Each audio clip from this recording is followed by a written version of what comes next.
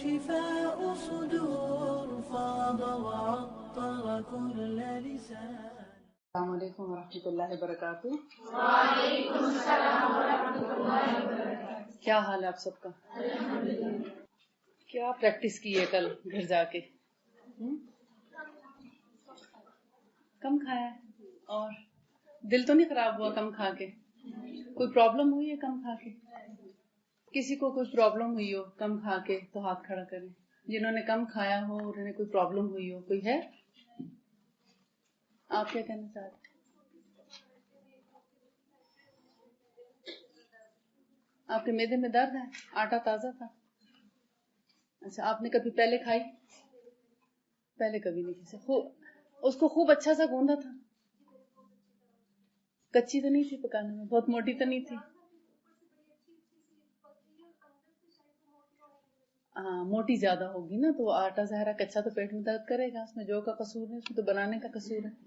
تو روٹی کو آپ اچھی طرح سے بیل کے، جیسے نئے نئے مکئی کی روٹی بھی بنانا شروع کرتے ہیں نا لوگ، تو وہ کیا کرتے ہیں، نیچے بھی ایک پولیتھین کے لیئر لگا لیتے ہیں، اس کے اوپر اس کو پھر ایک اور لگاتے ہیں، اور اس کے درمیان میں بیلنے سے بیل کے خوب باریک بنا کے تو پکا لیتے ہیں. اب گندم کی روٹی اب اتنی پتلی باریک گھڑ گھڑ کے الٹے توے پہ الٹے ہاتھوں سے پکا رہے ہوتے ہیں، اور جو کی روٹی تو اس طرح نہیں پک سکتی، تو بڑے پیار سے بڑے آرام سے پکانی پڑتی ہے، اور پھر بہت زیادہ باریک بھی نہیں ہو سکتی. کرنے کو کر لیتے ہیں جو کرنے والے ہیں نا، ان کو جب سلیقہ آ جاتا ہے تو وہ بہت باریک بھی بنا لیتے ہیں جو کی بھی. تو وہ یہ موٹے اور پتلے کا فرق ہے کہ آپ کو چونکہ پکانے میں اندر سے کچی رہ گئی ہے، اس لیے آپ کو کوئی پرابلم ہوئی ہے. ادروائز میں نے آپ سے پوچھا کم کھانے سے، آپ کو کچی روٹی کھانے سے پرابلم ہوئی ہے، کم کھانے سے نہیں. اگر کسی کو کم کھانے سے کبھی پرابلم ہو تو آپ مجھ سے ضرور رابطہ کریں، مجھے بھی اطلاع دیں، تاکہ میں بھی سمجھوں کہ کم کھانے سے کوئی نقصان پہنچتا ہے. زیادہ کھانے سے نقصان ہوگا، کم کھانے سے کبھی کوئی نقصان نہیں ہوگا. اور کچھ، تاکہ دوسروں کو بھی انسپائریشن ہو کہ آپ نے اور کس سنت پہ عمل کیا. جی، شہد کا استعمال جو ہے نا صبح میں بہت اچھا ہے. اچھا ٹھیک ہے، رات کو آپ سرہانے رکھ لیتے ہیں نا تو صبح اٹھ کے کھاتے، زیادہ اچھا افیکٹ. اب آپ زیادہ حشاش بشاش ہوتے ہیں. جی، کھانے میں پانی کا استعمال. کھانے میں پانی کا استعمال؟ پہلے پانی وغیرہ نہیں پیتے ہوئے میں کھانا بھی اس طرح کھا لیا. تو کھانے میں پانی کا استعمال کوئی ضروری تو نہیں ہے؟ نہیں ہوتا تھا کہ پانی نہ پیے تو پھر زیادہ کھانا کھایا جاتا ہے. وہ کھانے سے کچھ دیر پہلے پانی پینا اچھا ہے. یعنی جیسے خالی پیٹ آپ جیسے ایک گلاس کہتے ہیں نا کہ ایک گلاس یا آدھا گلاس، جیسے کسی برتن کو آپ کھنگالتے ہیں نا، تو آپ یہی سمجھ کے کہ جیسے آپ میدے کو کھنگال رہے ہیں، تو آدھا گلاس، پونا ایک، جتنا آپ کو پیاس ہے یا آپ پی سکتے ہیں آسانی سے، مجبوراً نہ پئیں. 2 گھونٹ بھی اگر چاہیں تو 2 گھونٹ بھی پی لیں، وہ بھی کافی ہے. ٹھیک، تو وہ پہلے پی لینا زیادہ افضل ہے. کہتے ہیں پہلے پینا سونا، آپ کے یہاں سونا کہتے ہیں؟ اچھا، اور درمیان میں پینا، اور آخر میں لوہا، یعنی بوجھ کرتا ہے، بھاری ہو جاتا ہے. اچھا، تو پہلے پینا دوا، درمیان میں پینا شفا، اور آخر میں پینا وبا، بیماری. ٹھیک ہے، تو پانی کو بار بار نہیں پینا چاہیے کھانے کے ساتھ، اور ساتھ ساتھ یا کھانے کے فوراً بعد پانی نہیں پینا چاہیے. افضل ہے کہ نہ پیئیں، بہتر ہے. ہاں، اگر نوالا اٹک رہا ہے اور آپ کو پانی نہیں پینا حرام ہے تو حرام نہیں ہے. اب جیسے ہم جب سحری کرتے ہیں، افطاری سحری میں ہم تھوڑا احتیاط نہیں کرتے، اور ہمارے پاس اتنا ٹائم بھی نہیں ہوتا کہ ہم ویٹ کریں کہ اب اتنا ٹھہر کے پانی پینا ہے، تو اس وقت ہم پی لیتے ہیں، اور آپ دیکھتے ہیں اس سے کچھ ہوتا بھی نہیں ہے، کیونکہ سارے دن کا جو گیپ ہے نا اس کو کور کر لیتا ہے. ہاں، اگر آپ روزہ نہیں رکھ رہے اور آپ اس طرح چل رہے ہیں اور پھر کچھ دیر بعد آپ کچھ کھا لیتے ہیں، کچھ دیر بعد پی لیتے ہیں، تو ضرور آپ کا معدہ جو ہے وہ اپسیٹ ہو جائے گا. معدے کی بیماریوں کی اتنی اقسام ہیں کہ ان کا ایک کلاس میں گنوانا بھی مشکل ہے. نت نئی نئی بیماریاں آ رہی ہیں. کہیں تو ایسا ہے کہ معدے کی جھلی بالکل ادھڑ رہی ہے. آپ سمجھتے ہیں نا، جو اس کی سیلیا ہوتا ہے نا، سیلیا ہوتا ہے دھاگے سے ہوتے ہیں، جیسے تولیے کے دھاگے نہیں ہوتے، رواں ہوتا ہے، اس طرح ہمارے معدے کے اندر رواں ہوتا ہے. تو ہماری یہ جو وائٹ ونیگر آپ یوز کرتے ہیں خیر سے، اور سفید میدا جو جس کی کل اقسام گنوائی تھی، سموسے اور پیزا، پاستا، لازانیہ، نوڈلز اور نان وغیرہ، یہ کیا کرتے ہیں کہ ان سیلیاز کو بند کر دیتے ہیں. ٹھیک، وہ ایک ہارڈ لیئر بن جاتی ہے، اندر میدا پھنسا. مثلاً اگر آپ اس میں آٹا ملتے رہیں، فرض کریں آٹا نہیں بلکہ میدا ہی، میدا زیادہ اچھا جذب ہوگا نا، گیلا میدا آپ لگاتے رہیں تو کیا ہوگا، اس کے مسام بند نہیں ہو جائیں گے، ایک اس کی طرح ہو جائے گا، تختے کی طرح سخت ہو جائے گا. تو ایز اٹ از ہمارے معدے کے اندر کی لیئر بھی اسی طرح سخت ہو جاتی ہے.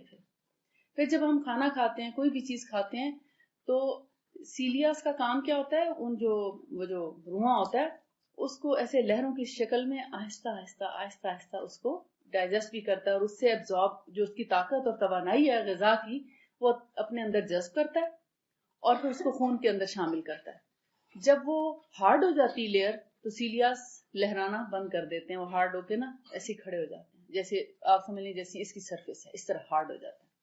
اب کیا ہوتا ہے، جو کھانا بھی آپ کھاتے ہیں، چاہے مثلا چائے بھی پی رہے ہیں، دودھ پی رہے ہیں، کھانا کھا رہے ہیں، جو بھی اس کے اوپر زور سے جا کے بجتا ہے، ہارڈ ہو گئی نا سرفیس. اب وہ زور سے جب بجے گا تو اس کو چھیل دے گا جھلی کو. سیلیا ہوتا ہے جیسے نرم کسی چیز میں لچک ہوتی ہے تو لہرا کے وہ اپنے آپ کو کور کر لیتی ہے. آپ نے اگر تیزی سے بھی کوئی چیز کھائی یا پانی پیا یا کچھ بھی لیا تو وہ ایک دوسرے کو، یعنی لچک جتنی جیسے زبان میں لچک ہے تو اتنے سخت دانتوں کے درمیان میں مزے سے رہ رہی ہے. اگر اس میں لچک نہ ہوتی تو ہر روز کٹتی، ہارڈ ہوتی اگر تو ہر روز اس کو کٹ لگتا. تو اسی طرح ہمارے معدے میں جب تک وہ لچک اور نرمی رہتی ہے اصلی غذا کھا کے تو اس وقت تک معدے میں کوئی تکلیف نہیں ہوتی. جب وہ لچک ختم ہو جاتی ہے، وہ سختی میں آ جاتا ہے تو جو بھی چیز جاتی ہے وہ ایسی ہی جیسے کسی ہارڈ سرفیس پہ جاتی، پانی بھی فرش پہ لگ کے اس میں سوراخ کر دیتا ہے، ایسے ہی ہے. اسی طرح السر شروع ہوتا ہے. السر کی وجوہات کئی قسموں کی ہیں. بہت زیادہ گرم اور ٹھنڈا ملا کے لے لینا، جیسے کھانا کھایا گرم گرم، پانی وہ بوتل پی ٹھنڈی ٹھنڈی، پھر کھانا ختم کیا تو آئس کریم کھا لی ٹھنڈی ٹھنڈی، تھوڑی دیر بعد چائے پی لی گرما گرم. تو یہ جو ایکسٹریم چیزیں ہیں یہ ہمارے معدے کو خراب کرتی ہیں.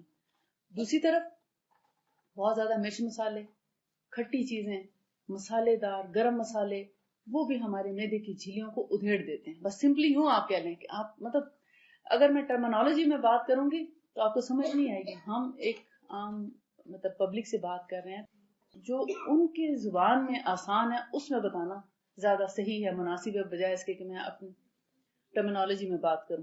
ٹھیک ہے. تو جب معدے کی جھلی ادھڑتی ہے تو اسی کو السر بولتے ہیں.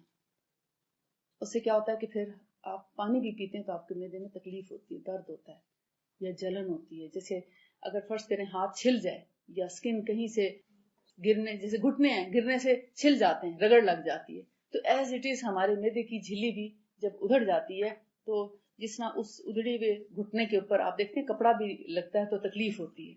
پانی لگے، نہانے لگے، کوئی دوا لگانے لگے، ہر چیز چبھتی ہے نا، تکلیف ہوتی ہے. اسی طرح معدے کے اندر بھی جب بھی آپ کوئی چیز ڈالیں گے تو اس کو چبھے گی اور تکلیف ہوگی اور جلن ہوگی، تو اسی کو السر بولتے ہیں. سم ٹائمز یہ اتنا زیادہ ادھڑ جاتی ہے کہ اس کے اندر سے خون نکلنا شروع ہو جاتا ہے، رسنا شروع ہو جاتا ہے خون. اور اکثر پھر لوگوں کو جب یعنی السر بڑھتا ہے تو وامٹس آنے لگتی ہیں بلڈ کی. اور آپ نے دیکھا ہوگا اپنے سامنے، کئی دفعہ سنا ہوگا کہ لوگوں کو وامٹ آئی اور پھر اللہ کو پیارے ہو گئے. ایک تو یہ کہ وہ ظاہر ہے بلڈ ڈیفیشنسی ہو جاتی ہے، دوسرا یہ کہ سم ٹائمز وامٹ کے ساتھ اگر کوئی چیز لنگ میں چلی جائے تو بھی انسان نہیں بچتا. تو ان سب بیماریوں سے بچنے کا سب سے بہترین راز یہی ہے جو کل میں نے آپ کو بتایا کہ کھانا سادہ کھائیں، بھوک رکھ کے کھائیں. پھر سب سے پہلی جو چیز ہے وہ تو ہے بسم اللہ. ہاتھوں کا دھونا، بسم اللہ پڑھنا، دائیں ہاتھ سے کھانا، بیٹھ کے کھانا، اطمینان سے کھانا، دوسروں کے ساتھ مل کے کھانا. آپ دیکھیں گے آپ بہترین سے بہترین چیز بھی کھائیں، اکیلے میں کھائیں تو آپ کو وہ مزہ نہیں آئے گا جو آپ کسی کے ساتھ مل کر کھا کے مزہ لے سکتے ہیں، جو آپ کسی کے ساتھ شیئر کر. نبی صلی اللہ علیہ وسلم کا طریقہ تھا اکیلے کھانا نہیں کھاتے تھے، ضرور کسی نہ کسی کو ساتھ ملا کر کھانا کھاتے. آپ کسی کو، آپ کے پاس چھوٹی سی بھی بہت سستی سی بھی کوئی چیز ہے نا، آپ جب دوسرے کے ساتھ مل کے کھاتے ہیں نا اس کا مزہ ہی دوبالا ہوتا ہے. آپ وہ سرور اور وہ مزہ لے نہیں سکتے جب تک آپ کسی کے ساتھ شیئر نہیں کریں گے. آپ کو وقتی طور پہ تو لگتا ہے، شیطان کہتا ہے نہیں تمہاری چیز کم ہو جائے گی، تمہارے حصے میں کم آئے گی، وہ ساری کھا جائے گی، اور تمہارے حصے میں کیا آئے گا، تم بھوکی رہ جاؤ گی.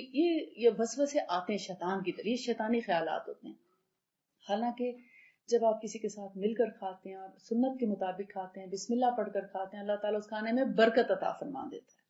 ٹھیک ہے. تو اس لیے اس بات سے کبھی نہ ڈریں کہ دوسرے کے کھانے سے کام ہو، صدقہ کرنے سے مال بڑھتا ہے. اور یہ آپ صلی اللہ علیہ وسلم نے ایک ہی وقت میں 3 دفعہ فرمایا اور قسم کھا کر فرمایا. تو کیا ہمیں اللہ کے رسول صلی اللہ علیہ وسلم کی بات پر یقین نہیں؟ تو کیا ہم کسی کو کھانا دینے سے ہمارا مال کم ہو جائے گا؟ کسی کے ساتھ شیئر کرنے سے مال کم ہو جائے گا؟ آئندہ یہ بھی کوشش کریں کہ آپ دوسروں کے ساتھ شیئر کر کے کھائیں. آپ دیکھیں گے ضروری نہیں ہوتا کہ اگلا جو ہے وہ آپ کا سارا کھانا ہی کھا جائے. آپ کو اسی بات کا اگر ڈر ہے تو آپ دیکھیں گے آج آپ جیسے اپنی فرینڈز ہیں, تھوڑے سے دن رہ گئے آپ کے پاس, آپ دوسروں کے ساتھ شیئر کریں. جب آپ شیئر کریں گے تو وہ بھی آپ کے ساتھ شیئر کرے گی. ہو سکتا ہے آپ کی چیز تو اتنی اچھی نہ ہو, مزے کی نہ ہو, اس کی زیادہ آپ سے بھی زیادہ اچھی ہو, تو آپ ایک چیز دی آپ کو 2 چیزیں کھانے کو مل جاتی ہیں. ٹھیک ہے, یہ یہاں کی برکت ہے. اور سوچیں جنت میں کتنی ہوگی, اللہ تعالیٰ آخرت میں اس کا کتنا اچھا صلہ دے گا. اور پھر بھوکے کو کھانا کھلانا تو جنت میں لے جانے والا کام ہے. تو تطعم الطعام وتقرأ السلام على من عرفت ومن لم تعرف, کہ کھانا بھوکے کو کھانا کھلاؤ چاہے تم اس کو جانتے ہو یا نہیں جانتے, اور ہر ایک کو سلام کرو چاہے اسے جانتے ہو یا نہیں جانتے. یہ 2 کام کون سے ہیں؟ جنتی لوگوں کے کام ہیں. دوسرے وہ وہاں پر بھی مل جل کے کھانا کھائیں. جس کو یہاں عادت نہیں ہے کسی کے ساتھ شیئر کر کے کھانے کی, وہ جنت میں کیا مزہ اڑائے گا دوسروں کے ساتھ مل کے. یہاں عادت ڈالیں نا سب کے ساتھ شیئر کر کے کھانے کی, تو اللہ تعالیٰ آپ کو جنت میں بھی کھانے کھلائے گا انشاءاللہ. اور اللہ کے رسول صلی اللہ علیہ وسلم کی بات پر اور خود اللہ تعالیٰ کے فرمان پر پورا ایمان اور عقیدہ رکھیں کہ مال دینے سے کم نہیں ہوتا, بڑھتا ہی ہے. اس وقت کم ہو رہا ہوتا ہے, لگ رہا ہوتا ہے اس وقت کم ہوتا ہوا, لیکن اس کے پیچھے کتنے گنا بڑھ کے آنے والا ہے ہمیں وہم و گمان میں بھی نہیں ہوتا. بعض دفعہ ہم ایسے سمجھتے ہیں کہ میرے پاس تو بس یہ ایک ہی نوٹ ہے, میں اب اس کو اگر دے دیتی ہوں تو میرا کیا بنے گا. مثلا آپ حیران ہو جائیں گے, آپ کو ایسی جگہ سے اللہ عطا کرے گا, بس یہ کہ اس وقت یقین اور ایمان کے ساتھ دے کہ اللہ بڑھا کر دینے والا ہے, کئی گنا بڑھا کر دینے والا ہے. تو لہٰذا شیئر کرنے میں بھی کبھی بخل سے کام نہ لیں, ہمیشہ خوشی کے ساتھ دوسروں کو شیئر کرائیں. اور وہ مزہ ڈھونڈیں جو نان مسلم نہیں لے سکتے, وہ صرف مسلمان ہی انجوائے کر سکتا ہے اس مزے کو. جیسے آپ افطاری بھی کرتے ہیں, اکیلے بیٹھ کے کریں تو آپ کو مزہ آتا ہے, جب آپ سب کے ساتھ مل کر کرتے ہیں تبھی مزہ آتا ہے نا. تو یہ مزہ تو آپ ہر روز بھی لے سکتے. آپ ایک ہلکا بنائیں, ہلکے میں بیٹھ کے ہر ایک اپنا اپنا لنچ کھولے, اس میں تھوڑی سی دیر کی تو بات ہوتی ہے. آپ یہ وقت آپ کو ہمیشہ یاد رہے گا کہ ہاں ہماری فرینڈس تھی, ہم اس طرح بیٹھا کرتے تھے, اس طرح کھاتے تھے, کیسا اچھا لگتا تھا. وہ مائنڈ میں ایک اچھی گڈ میموریز جو ہیں وہ آپ پریزرو کر لیتے ہیں, سیو کر لیتے ہیں. اور یہی اچھی میموریز جو ہیں آپ کے مستقبل میں آپ کے لیے بڑی ہیلپ فل ہوتی ہیں. پھر اس میں آپ کوئی نہ کوئی اچھی بات ایک دوسرے کو بتاتے ہیں, ایک اچھا ماحول کریٹ ہوتا ہے, خوشگوار ماحول جو ہے وہ بنتا ہے. اور اسی کو پھر آپ اپنے گھر والوں کے ساتھ جو ہے وہ شیئر کرتے ہیں, اور ان کو بھی اسی طریقے سے پھر سب کو گھر والوں کو لے کر مل کر بیٹھتے ہیں. اور یہی خاندانی نظام کی بنیاد بنتی ہے. اصل میں یہ خاندانی نظام صرف اسلام کا ہے, کسی اور مذہب کا نہیں ہے. اور اس خاندانی نظام سے ویسٹ بڑا ہی ڈرتا ہے, اور اس کو توڑنے کی بڑی کوششیں کی جا رہی ہیں. مگر ہم اس کو انشاءاللہ آپ سب بھی اور ہم سب بھی اس کو جتنا ہو سکے گا مضبوط کرنے کی کوشش کریں گے. اب بچیاں ہیں, بچیوں کی شادیاں ہوتی ہیں, پھر سسرال جاتی ہیں, بس ہر لڑکی کا یہ دل کرتا ہے کسی طرح ساس سے بچ جاؤں میں. یہ سب سے میری بڑی دشمن ہے. بھئی جو تمہیں اپنے بیٹے کی بہو بنا کر لائی, وہ دشمن کیسے ہو سکتی ہے؟ کل کو جب آپ ساس بنیں گے آپ اپنے بیٹے کی دشمن ہوں گی. آپ سوچیں اگر آپ کی بہو آئے گی آپ اس کی دشمن ہوں گی. یہ سوچا کریں. جب آپ کے ذہن میں آپ کو اپنی ساس کے بارے میں بدگمانی آئے نا, تو سوچیں میں نے بھی تو ساس بننا ہے, تو میری بہو اگر میرے بارے میں ایسے سوچے گی تو وہ کیا, میری کیا فیلنگز ہوں گی. کیونکہ کہتے ہیں نا آج جو کچھ بھی بوئیں گے کاٹیں گے کل. آج جیسا اپنی ساس کے ساتھ کریں گے کل آپ کو ویسے رسپانس آپ کے اپنے بچوں سے مل جائے گا. تو اس لیے اپنی ساس کو بھی اپنی ماں کا ہی درجہ دیں. بے شک اسلام آپ کو مجبور نہیں کرتا کہ بھی آپ اس کو ضرور جو ہے یعنی اس کے سارے کام کریں یا اس کا وٹ ایور جو ذمہ داری ہے, اگرچہ ذمہ داری ڈالی نہیں ہے, لیکن آپ یہ سوچیں کہ کل کو آپ کی بہو پر بھی آپ کی کوئی ذمہ داری نہیں ہوگی. آپ کے بچے جیسے آپ کو کرتا دیکھیں گے کل ویسے ہی وہ آپ کے ساتھ کریں گے. جیسے کہتے ہیں نا کہ بچے جب دیکھتے ہیں نا اپنے والد کو یا والدین کو کچھ ایسا غلط عمل کرتے ہوئے دادا دادی کے ساتھ, کیونکہ گرینڈ چلڈرن کو دادا دادی سے بڑا پیار ہوتا ہے, تو وہ جب دیکھتے ہیں کہ ہمارے پیرنٹس جو ہے وہ اگنور کر رہے ہیں ماں باپ کو, تو پھر وہ اسی وقت کہتے ہیں کہ جب میں بڑا ہو جاؤں گا نا میں بھی ایسی کروں گا, میں بھی آپ کو فلاں جگہ ڈالاؤں گا جیسے آپ نے اپنے ماں باپ کے ساتھ کیا. تو پھر آنکھیں کھلتی ہیں کہ اچھا یہ ہمیں اتنا آبزرو کر رہے ہیں بچے, اور ہمارے ساتھ یہ ہونے والا ہے.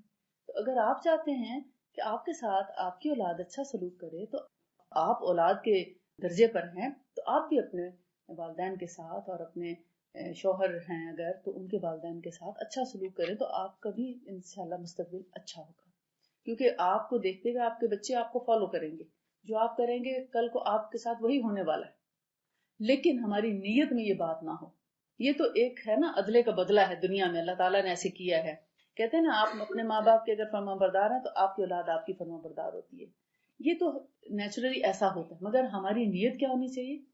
اللہ تعالیٰ کی رضا، اللہ اور اس کے رسول کی خوشنودی.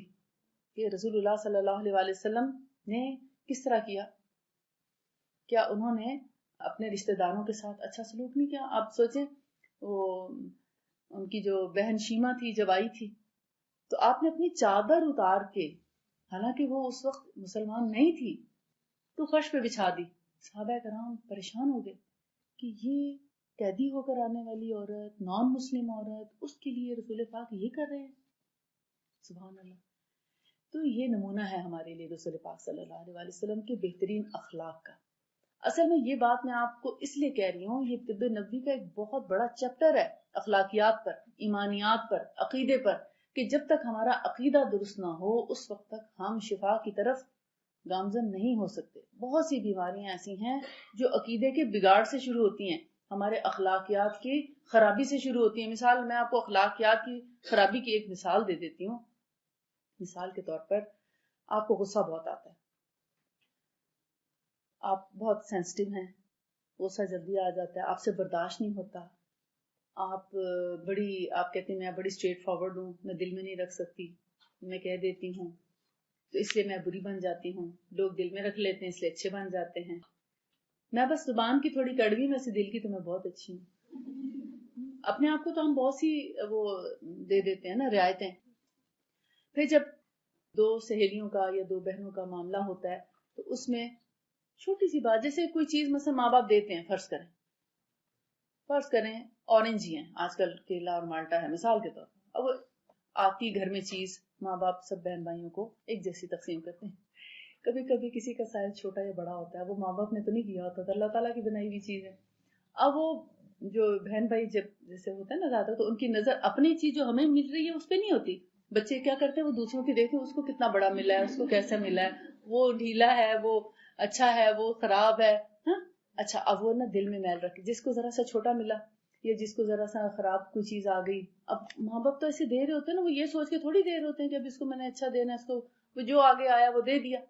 اور کہتے دیکھا میرے ساتھ تو یہ امتیازی سلوک کرتے ہیں، اور دل میں برا خیال پال کے بیٹھ جاتا. اب اندر ہی اندر غصے میں کڑ رہے ہیں اور جلن سے، چاہے کھایا بھی نہیں، رکھ بھی دیا، بس مجھے بھوک نہیں ہے، میں نے نہیں کھانا، ایک جھوٹ بھی ساتھ بول دیا. اور پھر وہ اندر دل کی کڑن کے ساتھ اندر جا کے چاہے سو گیا، یا اب ظاہر ماں باپ نے بلایا تو دل میں خرابی ہے، اب آئے نہیں، کیوں نہیں آئے جی؟ بس میرا دل نہیں چاہ رہا، میری طبیعت خراب نہیں، ایک اور جھوٹ. لیکن جھوٹ پہ جھوٹ آئے جا رہا ہے. خوف خدا نہیں ہے، یہ نہیں سوچ رہے کہ اللہ موجود ہے، اللہ حاضر ہے، اس کو دیکھ رہا ہے، وہ سارے میرے دل کے اور اندر کے خیالات تک کو بھی جانتا ہے. یہ بات ہم الگ رکھ دیتے ہیں، معاملات دوسری طرف سے کر رہے ہوتے ہیں. اب جب کام کہا تو کام بھی نہیں کیا، ٹھیک ہے، اس پہ ایک اور جھوٹ بول دیا کہ کام کیوں نہیں کیا. اب جب والد صاحب گھر آتے ہیں وہ پوچھتے ہیں کہ تم نے یہ کام ایسے، مطلب امی کا کہنا نہیں مانا، تمہیں یہ کام کہا تھا تم نے کیا نہیں، ان کے آگے ایک اور جھوٹ بول دیتے ہیں. اپنی صفائی کے اندر جھوٹ پہ جھوٹ، یعنی ایک داغ پڑتا ہے نا جب دل پہ سیاہ دھبا پڑتا ہے ایک گناہ کا، اس کے بعد وہ دھبے بڑھتے چلے جاتے ہیں حتیٰ کہ دل سیاہ ہو جاتا ہے. اب جس کا دل سیاہ ہو چکا ہو، کیا وہ صحت کی جانب آئے گا؟ کیا رات کو اس کو نیند صحیح آئے گی؟ ضمیر ملامت نہیں کرے گا؟ کہ وہ ایک ٹینشن کریٹ نہیں ہوگی؟ پھر ایک خوف، انجانا خوف بھی تو دل میں آتا ہی ہے کہ میں کر تو غلط رہی ہوں، مجھے ایسے کرنا تو نہیں چاہیے. تو وہ جو ضمیر کی ملامت ہے، کیا اس کو سر درد نہیں کر دے گی؟ پھر آہستہ آہستہ سر درد نہیں بھی ہوگا اگر، تو کم سے کم پٹھے تو ٹینس ہو ہی جائیں گے سوچتے سوچتے.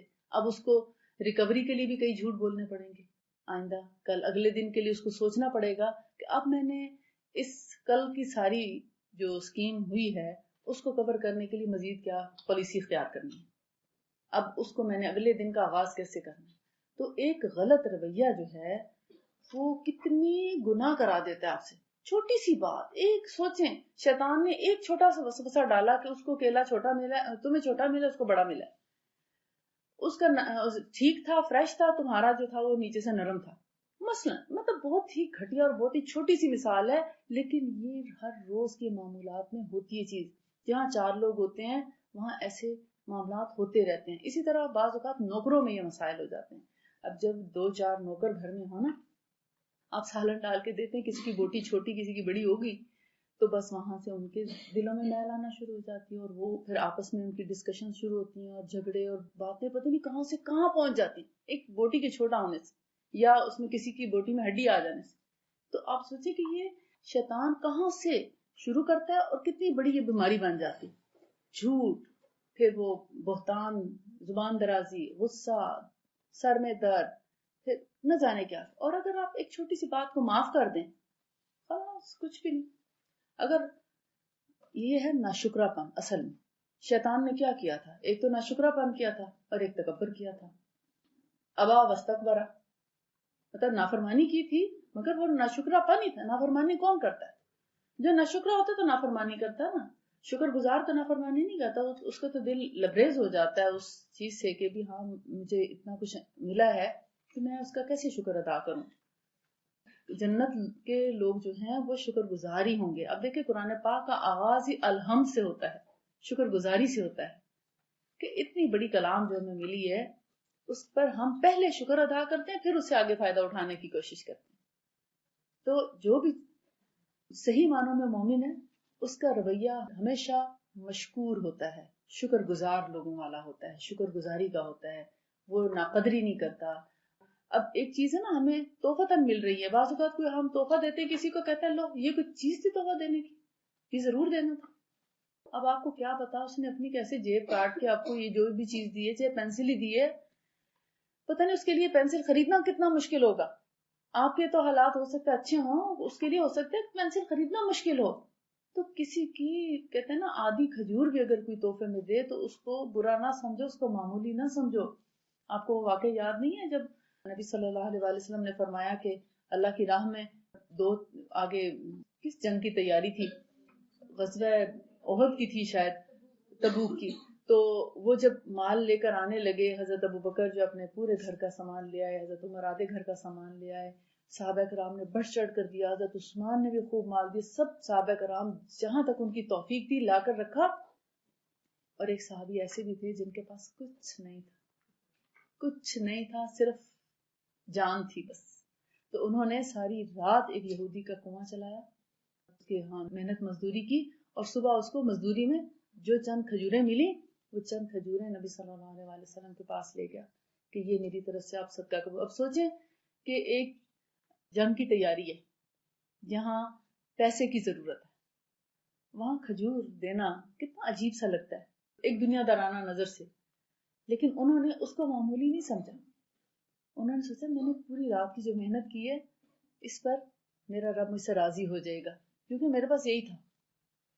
تو وہ آپ صلی اللہ علیہ وسلم نے کیا فرمایا؟ سب سے بہترین صدقہ. حالانکہ حضرت ابو بکر پورے گھر کا سامان لے گئے تھے، کچھ نہیں چھوڑا گھر میں. تو وہ ایک رات کی محنت اتنے یقین اور ایمان اور محبت کے ساتھ انہوں نے ساری رات اسی نیت سے اور ساری رات اسی سوچ میں گزاری ہوگی کہ میں نے یہ جا کر صدقہ کرنا ہے، میں نے اللہ کی راہ میں دینا ہے. تو اللہ تعالیٰ کو وہ جذبہ، وہ شوق کتنا پسند آیا. تو یہ چیز ہوتی ہے، ہم جتنا اپنے دل کو ان تمام آلائشوں سے پاک رکھیں گے اتنا ہمارا دل روشن ہوگا، اتنا ہمارے اندر ہمارے جو ہے نا سانس بھی پیور آئے گا، صاف ستھرا آئے گا. ہم اچھی ہوا میں سانس لیں گے، اچھی سوچ ہماری بنے گی، ہم سے اچھے عمل ہو پائیں گے.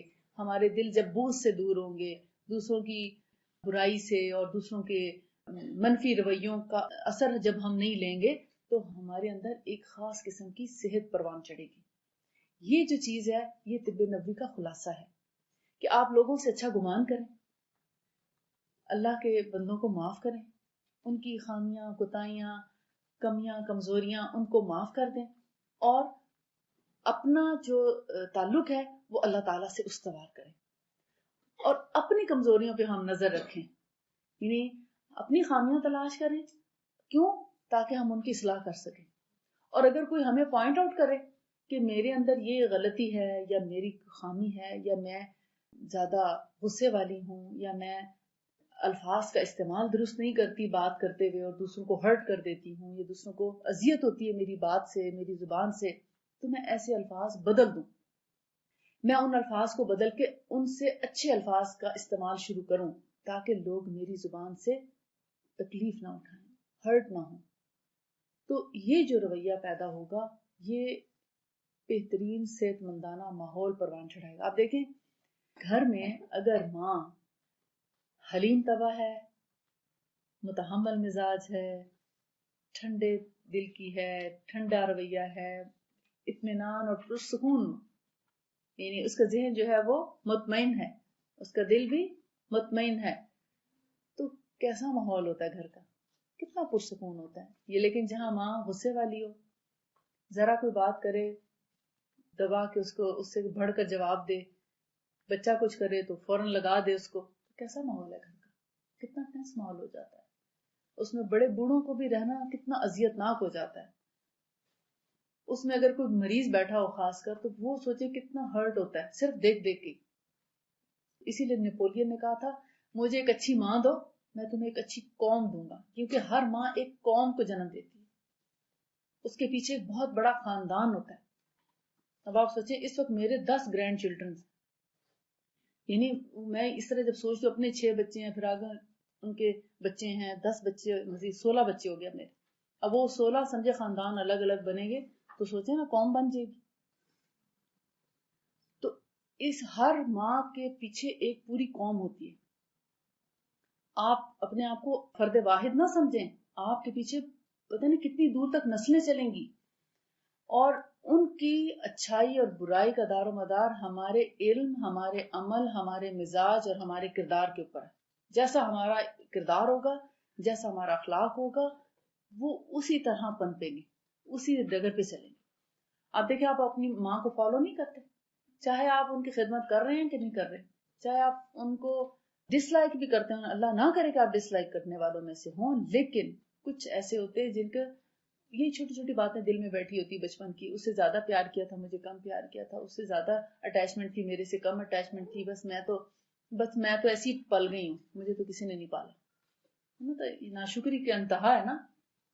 تو ان رویوں یا ان جذبوں کے ساتھ جب ایک بچی بڑی ہوتی ہے تو وہ آگے اپنی اولاد کی کیئر نہیں صحیح کر پاتی، کیونکہ اس کو اچھے جذبوں کا پتہ ہی نہیں، وہ اچھے جذبوں کی پہچان ہی نہیں، تو وہ کیسی ماں بنے گی کل کو.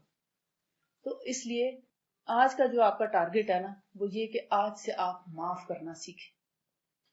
ہم جب دوسروں کو معاف کرنا سیکھیں گے، آپ دیکھیں گے ایک دم ایک خاص قسم کی نا آپ ماحول میں خوشگواری محسوس کریں گے. آپ کا دل جب صاف ہو جائے گا نا، آپ دوسرے سے بہت اچھے طریقے سے مل سکیں گے، خوشی سے ملیں گے، کھلے دل سے ملیں گے، خندہ پیشانی سے ملیں گے، پورے کانفیڈنس کے ساتھ ملیں گے. جب آپ کے بیک آف دا مائنڈ میں چھوٹی چھوٹی باتیں ہوتی ہیں، یہ اکثر ہمارے ہاں رویہ پایا جاتا ہے انڈو پاک میں. ہم کہتے ہیں دل میں 100 باتیں ہوں، ملیں اچھے طریقے سے، لیکن وہ اچھے طریقے سے ملنا وہ پھر بھی کہیں نہ کہیں سے عیاں ہو جاتا ہے کہ دل میں کچھ ہے. تو جب آپ نے دل سے معاف ہی کر دیا تو اب آپ سوچیں، نہ آپ کو کوئی مزید سوچنے کی ضرورت ہے، نہ آپ کو وقت ضائع کرنے کی ضرورت. آپ کا دل جب صاف ہوگا نا، بالکل کھلی سلیٹ ہے نا، جب صاف ستھری، اس کو لکھنا بہت آسان ہے. جس سلیٹ پر پہلے سے لکیریں لگی ہوں، جس وائٹ بورڈ پہ پہلے سے کچھ نہ کچھ لکھا، اس پہ کچھ اور لکھنا کتنا مشکل ہے. آپ جب بورڈ پورا صاف کر دیتے ہیں، اب آپ جو لکھیں گے بڑا پرومیننٹ ہوگا، واضح ہوگا. پھر آپ جو بات کسی سے کریں گے وہ دل پہ اثر رکھے گی، جو آپ ان کو بتائیں گے وہ دوسرا بھی بہت اچھے طریقے سے سنے گا. آپ کے اس کلاس میں بھی مجھے تو امید ہے کہ انشاءاللہ کسی کے ساتھ کوئی کلیش نہیں ہوگا، کیونکہ آپ تو ہیں ہی قرآن کے ساتھی اور حدیث کے ساتھی. تو لیکن پھر بھی ہر انسان کے ساتھ ایک شیطان ہے. اگر کسی کے ساتھ کوئی رنجش ہے، آپ بریک میں ایک دوسرے سے ملیں، حق کریں، آپ ایک دوسرے کو معاف کریں اور پیار سے ملیں. آپ دیکھیں کتنی اچھی ریس پاس ہوتی ہیں، کتنی اچھی فیلنگز آتی ہیں.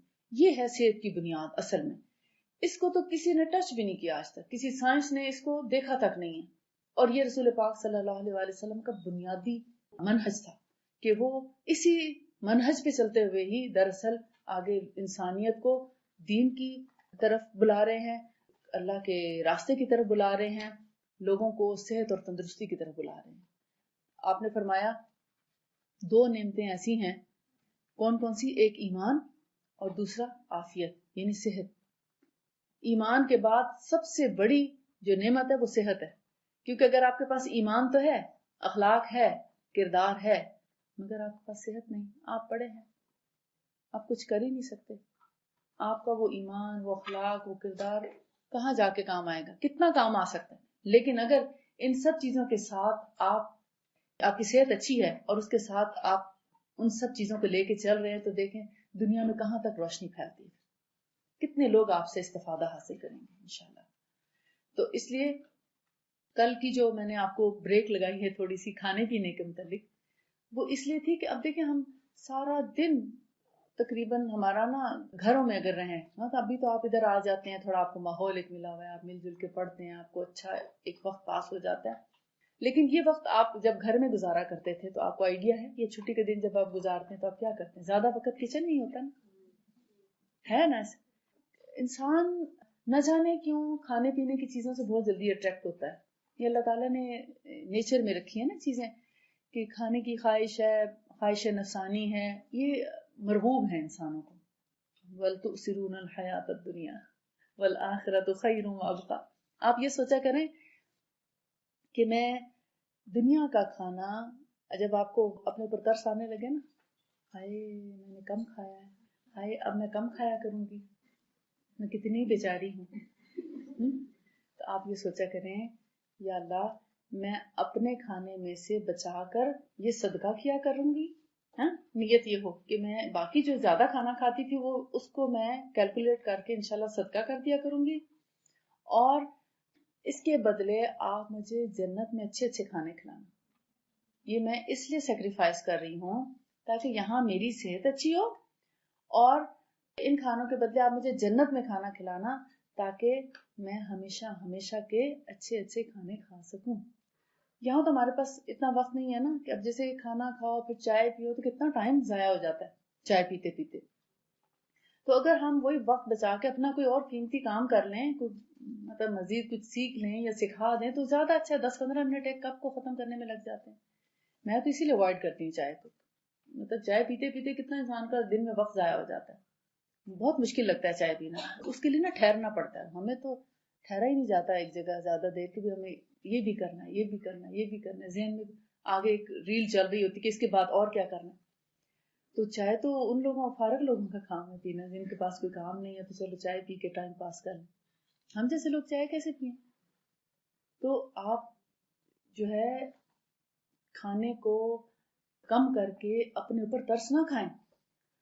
آپ جب یہ نیت رکھیں گے نا کہ میں اپنے حصے کا کھانا کچھ صدقہ کیا کروں گی، تو آپ سوچیں ہر روز کا آپ کا صدقہ لکھا جائے گا۔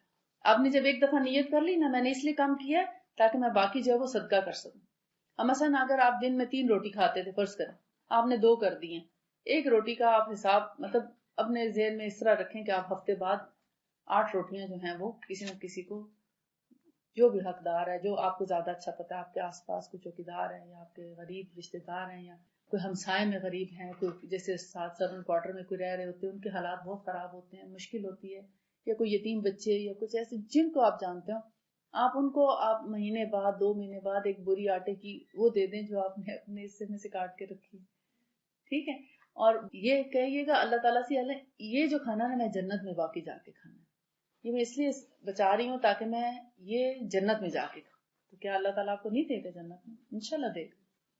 تو یہ تو تھی بنیادی یعنی ذہن سازی کی باتیں کہ ہم اگر کم بھی کھا رہے ہیں تو ہمارے پیچھے ایک مقصد ہو، کم کھانے کا بھی ایک مقصد ہو، کیونکہ جب آپ زیادہ کھانا کھا لیں گے پھر آپ کو نیند آئے گی، پھر آپ تھک جائیں گے، سانس پھولے گا، بیٹھا نہیں جائے گا، ذرا لیٹ جائیں، ذرا ٹیک لگا لیں، ذرا مطلب آرام کرنے کو دل کرتا ہے، نیند بھی زیادہ آتی ہے اور جسم تھکتا بھی بہت زیادہ ہے۔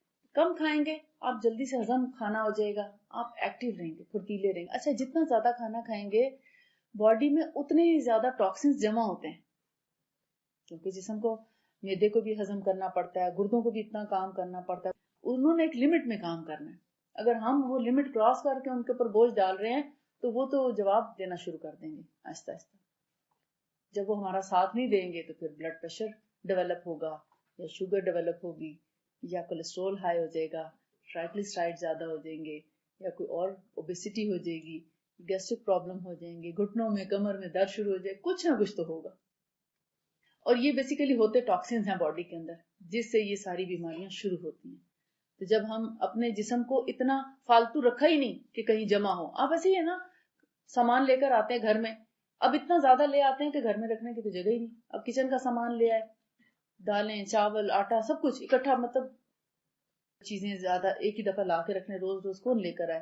لیکن اس میں بھی سوچ سمجھ کے دیکھنا ہوتا کہ ہمارے پینٹری میں اتنی جگہ بھی ہے کہ نہیں رکھنے کی, اندر اتنی گنجائش ہے اپنے الماری میں, اسٹور میں, کسی بھی جگہ میں. اگر آپ ایکسٹرا آرڈنری اس میں چیزیں رکھ دیتے ہیں تو وہ مس مینجمنٹ ہو جائے گی, آپ سے سنبھالی نہیں جائیں گی چیزیں, آپ کے اوپر بوجھ بنے گا, بار بار گند مچے گا. ایسی سمجھ لیں جسم کے اندر جب آپ کھانا زیادہ کھاتے ہیں, بلا وجہ کھاتے ہیں, بار بار کھاتے ہیں, گند مچتا ہے اندر. اس کو آرگنائز آپ پھر خود نہیں کر پاتے. باڈی اتنا, اس نے تو ایک لمٹ میں کام کرنا ہے.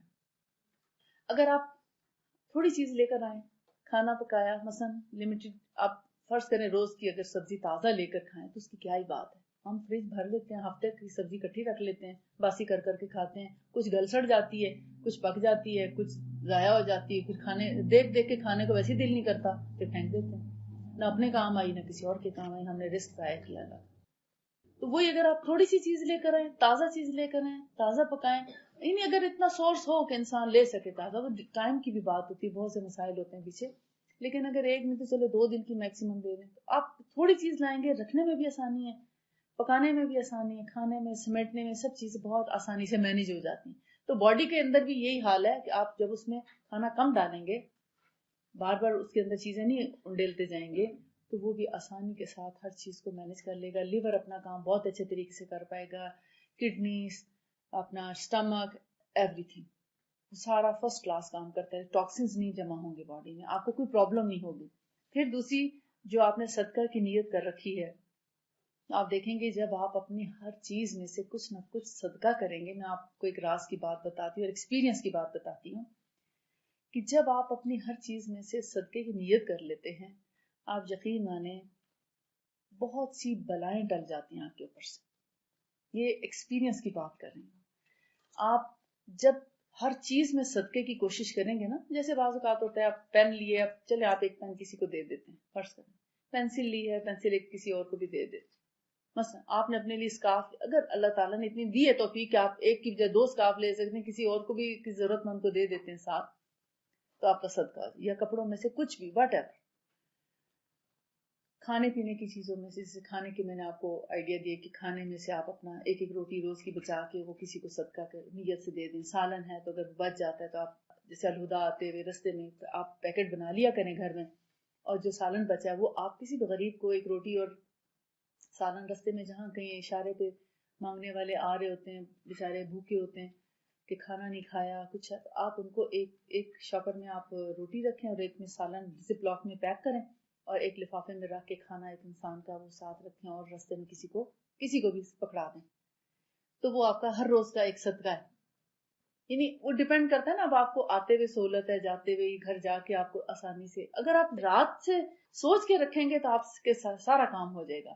یعنی اگر آپ نے مثلا آپ نے اپنے کچن میں ہی زپ لاکس رکھ دیے ہیں, چھوٹے چھوٹے شاپر رکھ دیے ہیں, جو بچا آپ نے اس میں کھانا ڈال کے, یعنی جو آپ نے مثلا آپ نے اپنے لیے سالن نکالا, باقی جو اپنے ہانڈی میں بچا اس میں سے آپ اس میں ایک انسان کے کھانا جو ہے وہ پیک کر کے رستے میں دیتے آتے ہیں, آپ کے دل میں کتنی خوشی آئے گی.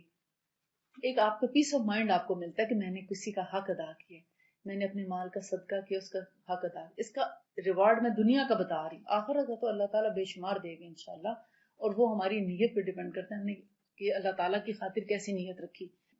تو جیسے کوئی بیماری آنے والی ہوتی ہے, کوئی وبا آتی ہے, کوئی بیماری ہے, کوئی تکلیف ہے, کوئی ایکسیڈنٹ, کوئی حادثہ, کوئی ایسی چیز, یہ بڑی بیماریاں صدقے سے ٹل جاتی ہیں. میں نے بہت سے ایسے لوگوں کو دیکھا ہے جو اپنی ہر چیز سے صدقہ کرتے ہیں, میں نے دیکھا وہ بیماریوں سے بھی بچے رہتے ہیں, وہ بہت سی مصیبتوں سے بچے رہتے ہیں. رزق کی تنگی میں ان کو نہیں دیکھا, بہت مطلب جیسے آتا ہے ویسے اللہ کی راہ میں بھی دیتے, تو ہاتھ بھی ان کا کھلا ہے اور بانٹتے بھی ہیں اللہ کی راہ میں. دیتے ہیں، غریبوں کو کھانا کھلاتے ہیں، روزے کھلواتے ہیں، روزے رکھواتے ہیں، پھر عید پہ لوگوں کو تقسیم کرتے ہیں. اور یہ بھی نہیں کہ بہت پرومیننٹ کر کے، یہ کہ بہت زیادہ لوگوں کو دکھا کے نہیں، خاموشی سے بس جیسے اپنا افطاری کی تو ساتھ میں کچھ لوگوں کو کھلایا، وہ کرتے کرتے ہلکا بڑھتا جاتا ہے خاموشی سے، جتنے لوگ آئے ان کے ساتھ کھانا کھاتے جاتے ہیں اور اسی حساب سے پھر وہ بنواتے جاتے ہیں، کرتے جاتے ہیں، یعنی کوئی شو آف نہیں ہوتا. تو میں دیکھتی ہوں وہ لوگ بڑے خوشحال، بڑے پرسکون، گھر کے اندر بھی بیماری نہیں ہے، ان کے گھروں میں تکلیف نہیں ہے، رزق کی تنگی نہیں ہے، خوشحال ہیں، ہر لحاظ سے چین ہے ان کے گھروں میں. اور میں نے ایسے بھی لوگ دیکھے ہیں جو کتراتے ہیں، جیسے ڈر لگتا ہے کہ ہائے میں نے ان کو دے دیا تو میرا کیا بنے گا، یا کوئی رشتہ دار گھر میں آیا تو دل تنگ ہو گیا کہ یہ کیوں آیا، کھانے کا ٹائم ہے، ہم نے کھانا کھانا تھا، اب یہ ہم نے تو اندازے سے پکایا ہوا تھا اور یہ اب آ گیا تو اب ہم کیا کریں گے، ہمارا تو تھوڑا ہو جائے گا. یہ دل میں ایک بخل، کنجوسی اور تھوڑ دلی، جب یہ چیزیں آ جاتی ہیں آپ کا اپنا مال بھی آپ کو پورا نہیں ہوتا، اور پھر انسان بیماریوں کا شکار رہنے لگتا ہے، کسی نہ کسی بیماری میں پیسہ لگنا شروع ہو جاتا ہے. وہی پیسہ جو آپ اپنے ہاتھ سے صدقہ کر دیتے تو آج اس بیماری سے بچے رہتے، اگر وہ آپ نے پہلے سے صدقہ کیا ہوتا تو آپ آج بیمار نہ ہوتے، مبتلا نہ ہوتے بیماری میں. اب چونکہ وہ خرچ نہیں کیا، اب اس کا وبال کیا ہے کہ آپ اپنی بیماریوں کے لیے اخراجات کرو، خریدو، دوائیں خریدو، علاج کراؤ، آپریشن کراؤ، مختلف یعنی ٹیسٹ کراؤ. ٹیسٹ بھی کتنے مہنگے مہنگے آج کل. تو اللہ تعالیٰ نے ہمارے مالوں میں وفی اموالکم حق للسائل والمحروم، یہ جس نے سمجھ لیا وہ بہت سی پریشانیوں سے بچ گیا، بہت سی بیماریوں سے بھی بچ گیا. یہ بہت بڑا سبق ہے ہمارے لیے، بہت کچھ سیکھنے کا ہے اس آیت میں. وفی اموالکم للسائل والمحروم، مانگنے والے کا بھی حق ہے اور جو نہ مانگے مگر محروم ہے، اللہ نے اس کو نہیں دیا، تمہارے مالوں میں اس کا حق اللہ نے رکھا ہے. کیا ہم اس حق کو پہچانتے ہیں؟ کیا ہم یہ سمجھتے ہیں کہ ہمارے پاس اس وقت جو کچھ ہے اس میں کسی اور کا بھی حق ہے، کوئی اور بھی اس کو استعمال، ہم کہتے ہیں نہیں میرا ہے یہ، تو ہم اپنی اپنی چیز سنبھال کے رکھتے ہیں. یہ جو ہم میرا مال یہ سب یہیں رہ جانا ہے، ہمارے ساتھ کچھ نہیں جائے گا، ہمارے ساتھ وہ جائے گا جو ہم اللہ کی راہ میں دے جائیں گے. یہ ہم اپنے لیے آخرت کے لیے بھیج رہے ہیں. جیسے میں نے آپ سے کہا نا، ایک روٹی جو آپ دن میں بچائیں گے وہ آپ اپنی جنت کے لیے بچا، اللہ تعالیٰ کو ادھار دے رہے ہیں، یا اللہ یہ آپ مجھے جنت میں کھلانا، یہ میں جنت میں جا کے کھاؤں گی، میں اس لیے بچا رہی ہوں کہ میں وہاں جا کے کھاؤں. آج یہاں پر اپنے مال میں سے چھوٹی ایک بائٹ بھی آپ صدقہ کر دینا، آپ ایک بائٹ بھی توڑ کے آپ چڑیوں کو یا کبوں کو یا مطلب جو بھی وٹ ایور پرندے ہیں آپ ان کو ڈال دیتے ہیں، آپ کے دل میں وسعت آنا شروع ہو جائے. ایک نوالے سے شروع کریں، 2 نوالے کر دیں، 3 کر دیں، اور پھر جب اس کے بدلے آتا آپ محسوس کریں گے تو آپ حیران ہو جائیں گے. اور اسپیشلی جو چیز آپ صدقہ کریں گے نا اسی میں برکت ہوگی، وہی چیز زیادہ مقدار میں آئے گی آپ کے پاس. جہاں سے آپ راستہ بناتے ہیں نا اسی سے پلٹ کے واپس آتا ہے.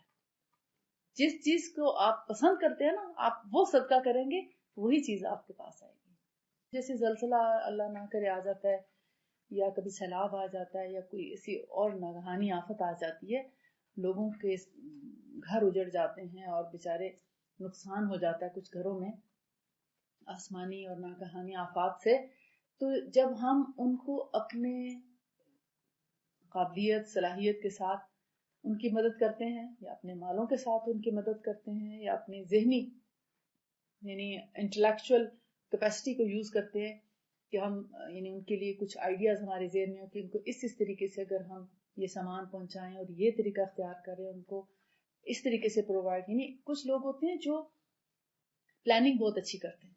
اب سامان آیا اندھا دھند ان کو دے دیا، آگے پتہ نہیں کس کو ملا نہیں ملا، ایک ہی گھر سارا کچھ لے گیا، یا آگے تقسیم بھی صحیح طرح ہوا کہ نہیں. مال کو اکٹھا کرنا، اس کو پھر آگے جا کے ڈسٹریبیوٹ کرنا اور حقدار تک پہنچانا بھی تو ایک کام ہے نا. تو کچھ لوگ پلاننگ بہت اچھی کرتے ہیں، کچھ لوگ مینجمنٹ بہت اچھی کرتے ہیں، کچھ لوگ فائنینس کا بہت اچھا جو ہے وہ کر سکتے ہیں. تو ہر ایک اپنی صلاحیت کو اس میں استعمال کر دے تو حق ادا ہو جاتا ہے. آپ کسی کو کچھ 2 لفظ سکھا دیں گے، جو کچھ آپ نے سیکھا ہے، یہاں پہ قرآن سیکھا ہے، حدیث سیکھی ہے، اس میں سے جو آپ کو طریقہ آیا ہے آپ آگے ایک کو بھی لے لینا، صرف ایک کو، کبھی ایک کو پڑھانے میں شرم محسوس نہ کرے کہ میں ایک ہی اسٹوڈنٹ کو پڑھاؤں، میں نے تو اتنے لوگوں میں بیٹھ کے پڑھا تو یہ میں ایک کو کیا پڑھاؤں. آپ ایک کو بھی پڑھائیں گے اس میں یہ ہوگا کہ آپ کا پہلی دفعہ پکا ہو جائے گا, سارے قرآن سے گزر جائیں گے, آپ میں کانفیڈنس بھی آ جائے گا, اور پھر آپ زیادہ انشاءاللہ وہ ایک جو ہے وہ اللہ تعالیٰ ایک کے آگے ایک زیرو لگے گا, پھر اگلی دفعہ ہو سکتا ہے 2 زیرو لگ جائیں, 10 ہوں گے, پھر 100 ہو جائیں گے انشاءاللہ, تو زیادہ سے زیادہ ہو جائے گی. تو شروع میں ہی بہت زیادہ بوجھ اٹھانے کی کوشش یا خواہش نہ کریں کہ پہلی دفعہ میں آپ کی بہت بڑی کلاس جو ہے وہ شروع ہو جائے. تو بہرحال یہ کچھ چیزیں تھیں جو ہم دوسرے انسانوں کے ساتھ معاملات کر کے صرف اللہ کو راضی کرنے کی خاطر اور اللہ تعالیٰ سے ہم ایک اپنا کنیکشن بنائیں, تو آپ دیکھیں گے ہم بہت سی بیماریوں سے بچے رہیں گے. آج آپ نے ایک تو یہ کرنا ہے کہ ناشکری سے بچنا, اللہ تعالیٰ کا بے حد شکر گزار ہونے کی کوشش کریں, جو چیز بھی آپ کے حصے میں آئے اس پر راضی ہو جائیں, اپنی آنکھوں پہ پردے ڈال لیں, دوسرے کے پاس کچھ ہے یا نہیں ہے مت دیکھیں, کیونکہ جو ہمارے نصیب کا ہے ہمیں صرف وہی ملنا ہے, اچھا ہے کہ برا. اب دیکھیں جب آپ دوسروں کے رزق سے آنکھیں بچا کے اپنے ہی پہ فوکس رکھیں گے نا, آپ کے حصے میں زیادہ اچھی چیزیں آنے لگیں گی قدرتی. لیکن جب آپ اپنی چیز کو چھوڑ کے دوسروں کو دیکھیں گے اور کہیں گے اس کے پاس کیسی ہے, میرے بعض اوقات یہاں پر بھی کچھ تقسیم ہوتی ہیں چیزیں, کبھی کبھی کوئی کھجور یا مٹھائی وغیرہ تقسیم کی جاتی, تو مت دیکھیں گے کسی کے پاس کیسا آیا, اپنے کو ہی دیکھیں, بس جو آپ کے نصیب کا تھا آپ کو مل گیا, کیونکہ آپ کسی کا نصیب کا نہیں لے سکتے, اور جو آپ کے حصے میں وہ کوئی اور نہیں لے سکتا. اللہم لا مانع لما اعطیت ولا معطی لما منعت ولا ينفع ذا الجد منک الجد. یہ تو ہمارا ایمان ہے کہ جو اللہ نے دینے کا ارادہ کیا ہم کو, وہ کوئی لے نہیں سکتا, وہ روک نہیں سکتا کوئی, اور جہاں اللہ روکنے کا ارادہ کر لے کوئی دے نہیں سکتا.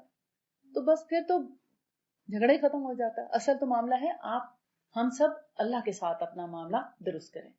آئیے آپ کو بخار کے بارے میں بھی بتا دیں کہ بخار میں کیا علاج ہونا چاہیے. یہ فصل نمبر 7 ہے.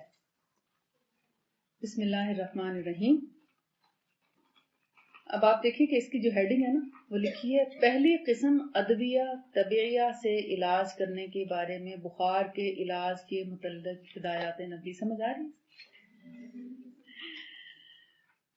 کس کو سمجھ آئیے ان الفاظ کی, کس کو سمجھ آئیے؟ کسی کو نہیں. یعنی نیچرل دواؤں سے علاج کے بارے میں کہ نیچرل طریقے سے کیا علاج کیا جائے بخار کا. ادویہ طبیعیہ, طبعی کہتے ہیں قدرتی اور نیچرل چیز. صحیح بخاری اور مسلم دونوں میں ہے. نافع نے ابن عمر سے روایت کی ہے کہ نبی کریم صلی اللہ علیہ وآلہ وسلم نے فرمایا, انما الحمى او شدت الحمى من فیح جہنم فابردوها بالماء. بخار یا بخار کی تیزی جہنم کی لپٹ سے ہے, اسے دور کر دو پانی کے ذریعے. نمبر 1 چھینٹے سے, نمبر 2 وضو سے, نمبر 3 غسل کسی بھی طریقے سے. یعنی ان تینوں میں سے کوئی ایک طریقہ اختیار کر لو بخار کی شدت کو کم کرنے کے لیے. 3 طریقے کیوں بیان کیے ہیں, اس میں حکمت آپ جانتے ہیں؟ اس کی حکمت سمجھتے ہیں کہ 3 طریقے کیوں بتائیں؟ اس کی وجہ یہ ہے کہ بخار ایک قسم کے نہیں ہوتے, بخاروں کی وجوہات مختلف ہوتی ہیں, لیکن بخار کو ہر بخار کو پانی سے ٹھنڈا کیا جا سکتا ہے, بشرط یہ کہ بخار کی مناسبت سے پانی کا اہتمام کیا جائے. اگر آپ نمونیا کے مریض کو غسل کرا دیں گے تو کیا ہوگا, وہ آپ کے ہاتھوں سے چلا جائے گا, سمجھے. اور اگر کسی کو لو لگ گئی ہے دھوپ کی وجہ سے اور گرمی کی شدت سے, لو لگنے سے بخار ہو گیا, تو آپ اس کو چھینٹے دیتے رہیں گے تو اس کا بخار نہیں ٹوٹے گا. یہ حکمت ہے کہ پہلے پیچھے بنیادی وجہ تلاش کی جائے کہ بخار ہے کیوں. آیا نمونیا کا بخار ہے, ٹائیفائڈ ہے, لیور کی وجہ سے ہے جیسے یرکان میں بخار ہو جاتا ہے, یا آپ کے گلے کی خرابی کی وجہ سے بخار ہے, یا آرتھرائٹس کے ساتھ جیسے بخار ہوتا ہے گاؤٹ وغیرہ میں, اور کس چیز میں بخار ہوتا ہے, ہاں سردی لگ جائے, فلو ہو جائے, اس میں بخار ہو جاتا ہے.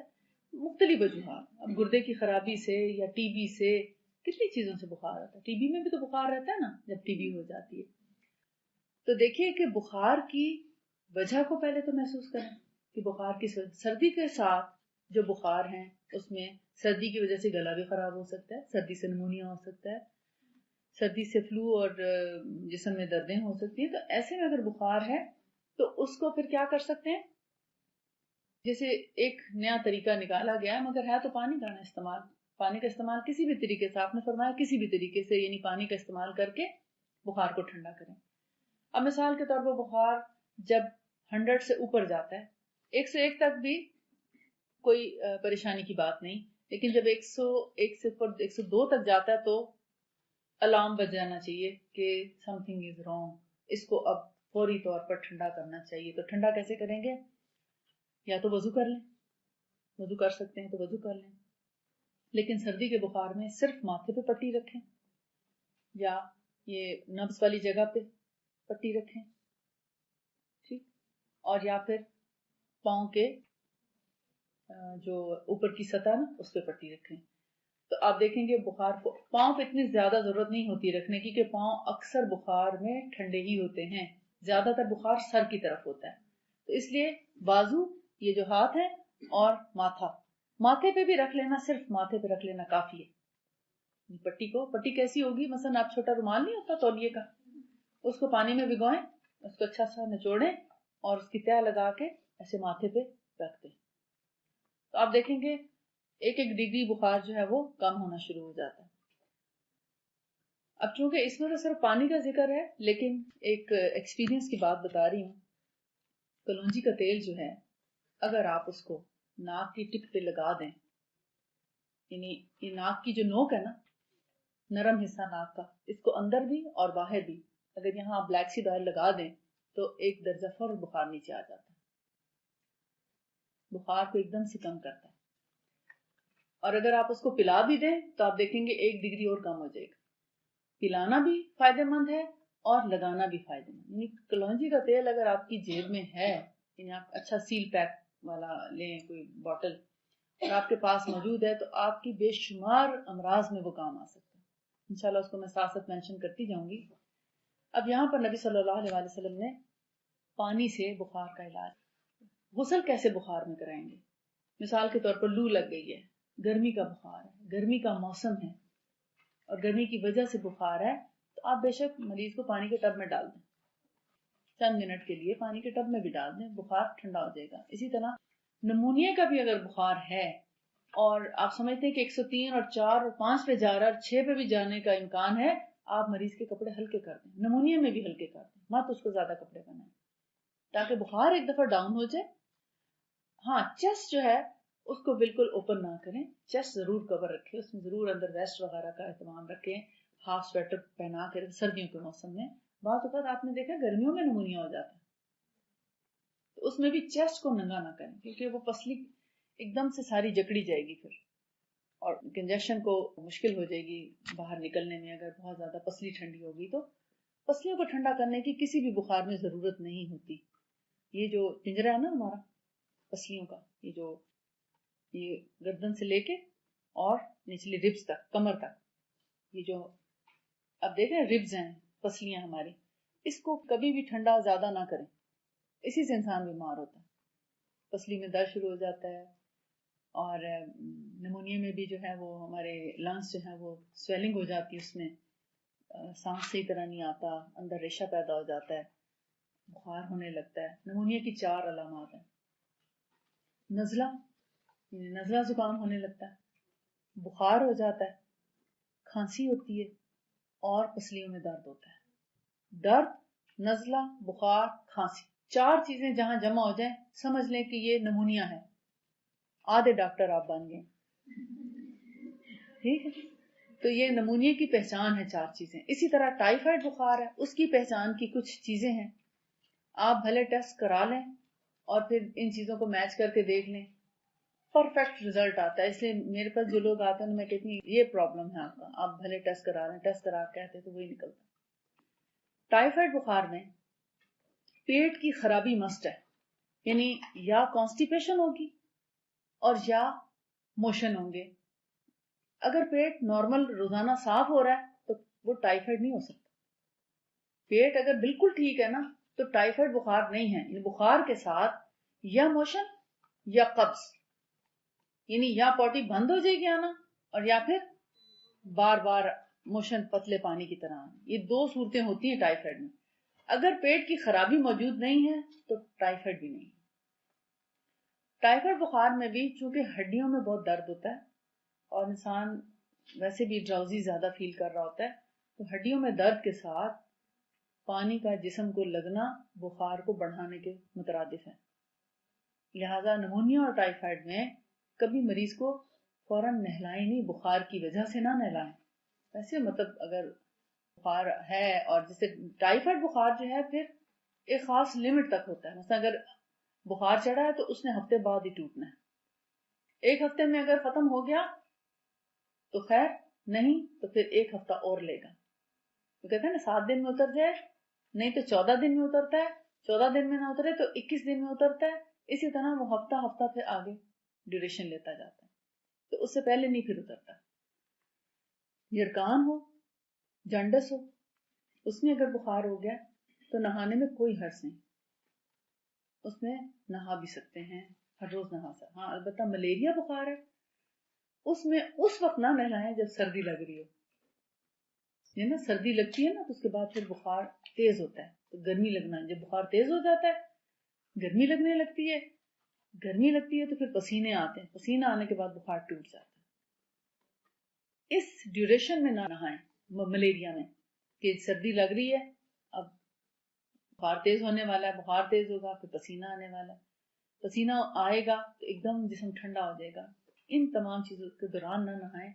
یہ ایک خاص وقت کے لیے ہوتا ہے، جیسے کچھ لوگوں کو صبح میں بخار زیادہ چڑھتا ہے، کسی کو شام میں زیادہ. ٹائیفائڈ میں بھی ایسا ہی ہوتا ہے، کسی کو یعنی کسی ایک ٹائم پہ بخار شدت اختیار کرتا ہے، باقی وقت میں تھوڑا ہلکا ہلکا رہتا ہے.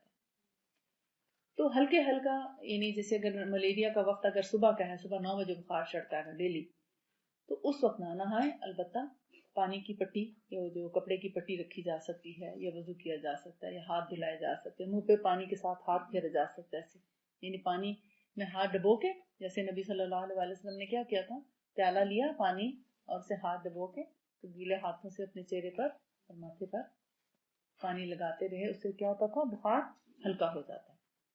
اور پانی پلائیں بھی صحیح مریض کو، پانی پلانے سے بھی بخار کم ہوتا ہے.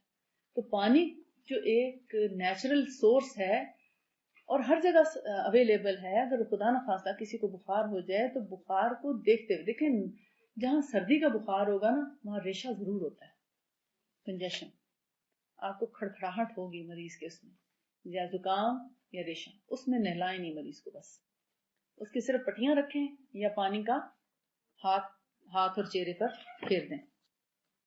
کہتے ہیں بخار سے جسم کو بہت فائدہ پہنچتا ہے. بخار جو ہے انسانی جسم کے لیے بڑا فائدہ مند چیز ہے، کیونکہ اس سے کہتے ہیں کہ جتنا فائدہ بخار سے انسان کے جسم کو پہنچتا ہے کسی دوا سے، کسی وائٹامن سے، کسی منرل سے نہیں پہنچتا. کتنی عجیب بات ہے، اور ہم اس کو ہمیشہ برا ہی سمجھتے ہیں. ذرا بخار ہوتا ہے فوراً دوائی لے کے اتارنے کی کوشش کرتے ہیں، ہم اپنے جسم کو نقصان پہنچا رہے ہوتے ہیں. کہتے ہیں کہ بخار سے بدن کو بڑا فائدہ پہنچتا ہے جو کسی دوا سے نہیں ہوتا. عموماً اس قسم کا فائدہ بخش بخار ایک دن کا بخار ہوتا ہے، یعنی جو کنٹینیوس بخار ہو اس کو آپ اچھا بخار نہ سمجھیں. ہاں کبھی کبھار ایک دن بخار ہو گیا تو وہ بہت اچھا ہوتا ہے. ہاں گرمیوں کا بخار ہو اور کسی غلیظ مادے کی وجہ سے بخار ہو تو بخار کے ساتھ وہ گندے مادے، فاسد مادے جسم سے باہر خارج ہونے میں مدد ہوتی ہے. جیسے کوئی پھوڑا پھنسی نکل آئے نا، مثلا کوئی انفیکشن ہو باڈی کے اندر اور اس کے ساتھ اگر بخار ہو جائے تو اس بخار کو فوراً نہ توڑیں، کیونکہ بخار کی وجہ سے وہ چیز، جیسے آپ کوئی چیز ہانڈی میں پکتی ہے تیار ہو جاتی ہے نا، تو ایسے ہی بخار اس پھوڑے کو، اس پس کو پکا کے باہر نکالنے کے لیے تیار کر دیتا ہے. گرمی کی وجہ سے آسانی سے گندے مادے نکل جاتے ہیں، یعنی غلیظ مادے جسم سے خارج ہو جاتے ہیں. جبکہ کوئی بھی چیز اتنے اچھے طریقے سے ڈیٹاکس نہیں کر سکتی یا ان غلیظ مادوں کو جسم سے نہیں نکال سکتی جتنا کہ بخار نکال سکتا ہے. اس لیے اس کو اچھا کہا گیا بخار کو. ان بخاروں سے ایسے سدے کھل جاتے ہیں، یعنی ایسے بلاکیجز کھل جاتی ہیں جو انسان کے جسم کے اندر پائی جاتی ہیں. یا میں 51 پیج سے آپ کو پڑھا رہی ہوں.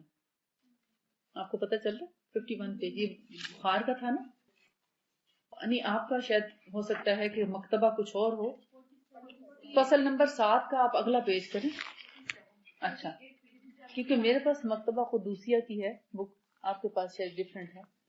تو اس میں آپ دیکھیے جہاں پر بخار قابل تشویش بھی ہے تو وہاں پر نفع بخش بھی ہے, فائدے مند بھی ہے. یعنی بخار ہوتے انسان تھوڑا الرٹ ہو جاتا ہے نا کہ پتہ نہیں کیا بات ہے. ایک خطرے کی گھنٹی بجتی ہے بخار ہوتے. بچے کو ذرا بخار ہو جائے کہتے اس کو بخار ہو گیا, اب جیسے پتہ نہیں کیا ہونے والا ہے. تو وہ اس کو برا نہ سمجھیں, وجہ تلاش کریں. وجہ کیا ہے؟ گلا دیکھیں, بچہ ہے اگر سب سے پہلے اس کا گلا چیک کریں, پھر دیکھیں پیٹ تو نہیں خراب. بعض دفعہ آنتوں کے اندر سویلنگ اور خرابی کی وجہ سے بھی بخار ہو جاتا ہے, جیسے کوئی فوڈ پوائزننگ کی وجہ سے بھی کوئی غلط چیز کھا لی ہے, پیٹ خراب ہو رہا ہے, تو اس میں ساتھ میں بخار ہو جاتا ہے. اور وہ بھی بہت فائدے مند ہوتا ہے. اگر جسم کے اندر کوئی زہریلی چیز چلی گئی ہے اور بخار ہو جاتا ہے تو یہ بڑی بابرکت چیز ہے بخار, اس وقت کہ وہ سارے زہر کو باہر دھکیلنے کے لیے پوری کوشش کر رہا ہوتا ہے پورا جسم کہ اس کو نکالو. سارا جسم اس کی کوشش میں لگ جاتا ہے کہ بس اس کو نکالو کسی طرح. موشن آتے ہیں, بار بار موشن آتے ہیں, پیٹ صاف ہو جاتا ہے اور انسان ٹھیک ہو جاتا ہے. بخار چڑھا, ایک ہی دن میں اتر گیا, خیر ہو گئی. کبھی بھی بخار ہوتے ہی فوراً پیناڈول مت لیں, ایک دن ضرور ویٹ کریں بخار کے لیے. ہاں اگر بہت ہائی ہو رہا ہے پانی سے علاج کریں, کتنا آسان نسخہ ہے. مطلب کامن سینس کی بات ہے نا, ہمیں یہ پتہ ہی نہیں کہ بخار ہوتا ہے تو کیوں ہوتا ہے, اس کا علاج کیسے کرنا چاہیے. اب آپ کو پتہ چل گیا کہ بخار کو کیسے ڈیل کرنا ہے. ریشہ ہے, کنجیشن ہے, سردی لگی ہے, نزلہ ہے, تو پانی کا احتیاط سے استعمال کرنا ہے. ٹھیک ہے, کم پٹی رکھ دینی ہے یا ہاتھ پانی کا پھیر دینا ہے چہرے پہ اور ہاتھوں پہ. بخار گرمی کا ہے اور گرمی کا موسم ہے اور گرمی کی وجہ سے بخار ہے تو بے شک غسل بھی کرا دیں, کوئی حرج نہیں, یا پانی بہا دیں جسم سے, کوئی ڈر نہیں. اور پانی پلائیں بھی صحیح مریض کو بخار میں. ہاں سردی کا بخار ہے تو پانی بہت ٹھنڈا نہ دیں, نارمل جیسے باڈی ٹیمپریچر کے مطابق پانی ہونا چاہیے. یعنی اگر نمونیا ہے مثلا تو جیسے باڈی ٹیمپریچر ہے نا اس کے مطابق پانی پلائیں, اس سے ٹھنڈا پانی نہ پلائیں کیونکہ اس کی کنجیشن اور بڑھے گی. اور اسی طرح چاہے ٹائیفائڈ کا ہو, آنتوں کی خرابی کی وجہ سے ہو, یا معدے کی خرابی سے, یا کسی بھی وجہ سے اگر بخار ہے تو اس میں پانی پلانا اور پانی لگانا دونوں بخار کو کم کرتے ہیں. اور تیسری چیز میں نے آپ کو بتائی تھی کہ کلونجی کا تیل ناک کے نرم حصے پر اندر بھی اور باہر بھی مل دیں, اور کلونجی کا تیل پلا بھی سکتے ہیں, مگر ایسا نہ کریں کہ ادھر کلونجی کا تیل پلائیں اوپر سے پانی پلا دیں. پانی آپ الگ پلائیں, کلونجی کا تیل الگ سے پلائیں. کلونجی کے تیل کے اوپر سے پانی مت پئیں. اگر پینا بھی ہو تو پھر گرم کر کے اس میں آپ گھول کے پلا دیں شہد اور کلونجی کا تیل, تو بیسٹ ہے. ٹھنڈے پانی کے ساتھ کلونجی کا تیل مت پئیں, وہ فائدے مند نہیں ہوگا. پھر کہتے ہیں کہ آشوب چشم. آشوب چشم کا مطلب پتا ہے, یہ جو آنکھیں سرخ ہو جاتی ہیں, گل جاتی ہیں اور پانی بہتا ہے اور کبھی کبھی پس بھی آنے لگتی ہے اور بہت یعنی سرخی نمایاں ہو جاتی ہے, اس کو آشوب چشم کہتے ہیں. نیا ہو یا پرانا تو یہ بخاروں سے غائب ہو جاتے ہیں. اگر اس کے ساتھ بخار ہو جائے تو آشوب چشم بہت جلدی ٹھیک ہو جاتا ہے. اور آپ نے دیکھا ہوگا کئی دفعہ ایسی غلطیاں کرتے ہیں لوگ, آشوب چشم میں بخار ہوا, گولی کھا لی, اب آشوب چشم کون ٹھیک کرے, اس کے لیے کون ریزسٹ کرے گا. باڈی نے تو ریزسٹ کرنا تھا, اس کی ریزسٹنس کو آپ نے کہا بیٹھ جائے, اس کو تو آپ نے کوڑا لگایا اور بٹھا دیا, بخار کو تو آپ نے یکدم اتار دیا. آج سے آپ یہ بات ذہن میں رکھیں کہ بخار ہمارے جسم کے گندے اور غلیظ مادوں کو خارج کرنے میں مددگار ثابت ہوتا ہے, اور ان مادوں کو باہر نکالنے کے لیے ہی اللہ تعالیٰ کی طرف سے بخار آتا ہے. لہٰذا بخار کو, ہلکے بخار کو اور ایک دن کے بخار کو فوری اتارنے کی کوشش نہ کریں. اگر ایک دن کے بعد بھی بخار قائم رہے اور اس کے ساتھ کسی اور بیماری کی علامات نمایاں ہوں تو پھر اس کے مطابق اس کا ٹریٹمنٹ کیا جانا چاہیے. آشوب چشم نیا ہو یا پرانا بخاروں سے ایسے غائب ہوتا ہے کہ انسان کی عقل جو ہے وہ قاصر ہو جاتی ہے, حیران ہو جاتا ہے کہ کیسے یہ ٹھیک ہو گیا. اسی طرح بخار, فالج, لقوہ اور تشنج. تشنج امتلائی اس کو کہتے ہیں کہ یعنی ٹیٹنس نہیں ہوتی, جسم اکڑ جاتا ہے، اس میں بھی بخار جو ہے جسم کو نرم کرنے میں مددگار ثابت ہوتا ہے۔ فالج کے ساتھ اگر بخار ہو جائے تو یہ ایک نعمت غیر مترقبہ ہے۔ پیرالائز ہو جاتی ہے نا باڈی، نہ سینسیشن رہتی ہے، نہ حرکت رہتی ہے، نہ انسان قدرت رہتی ہے کہ وہ اپنے ہاتھ کو اٹھا سکے یا رکھ سکے، یا اس کے اندر کوئی حس نہیں رہتی۔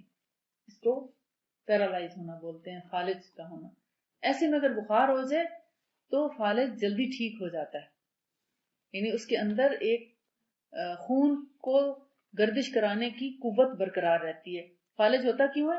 وہ خون وہاں گردش نہیں کر رہا تھا، کہیں نہ کہیں کلاٹ ہوتا ہے، اس کلاٹ کی وجہ سے خون کی سرکولیشن رک جاتی ہے اور پھر آہستہ آہستہ باڈی بالکل پیرالائز ہو جاتی ہے۔ بخار کیا کرتا ہے؟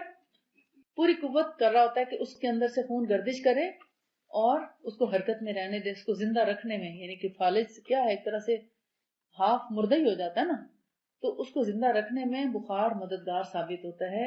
بعض اوقات اس کی وہ سرکولیشن پراپر ہو جاتی ہے اور انسان ٹھیک ہو جاتا ہے۔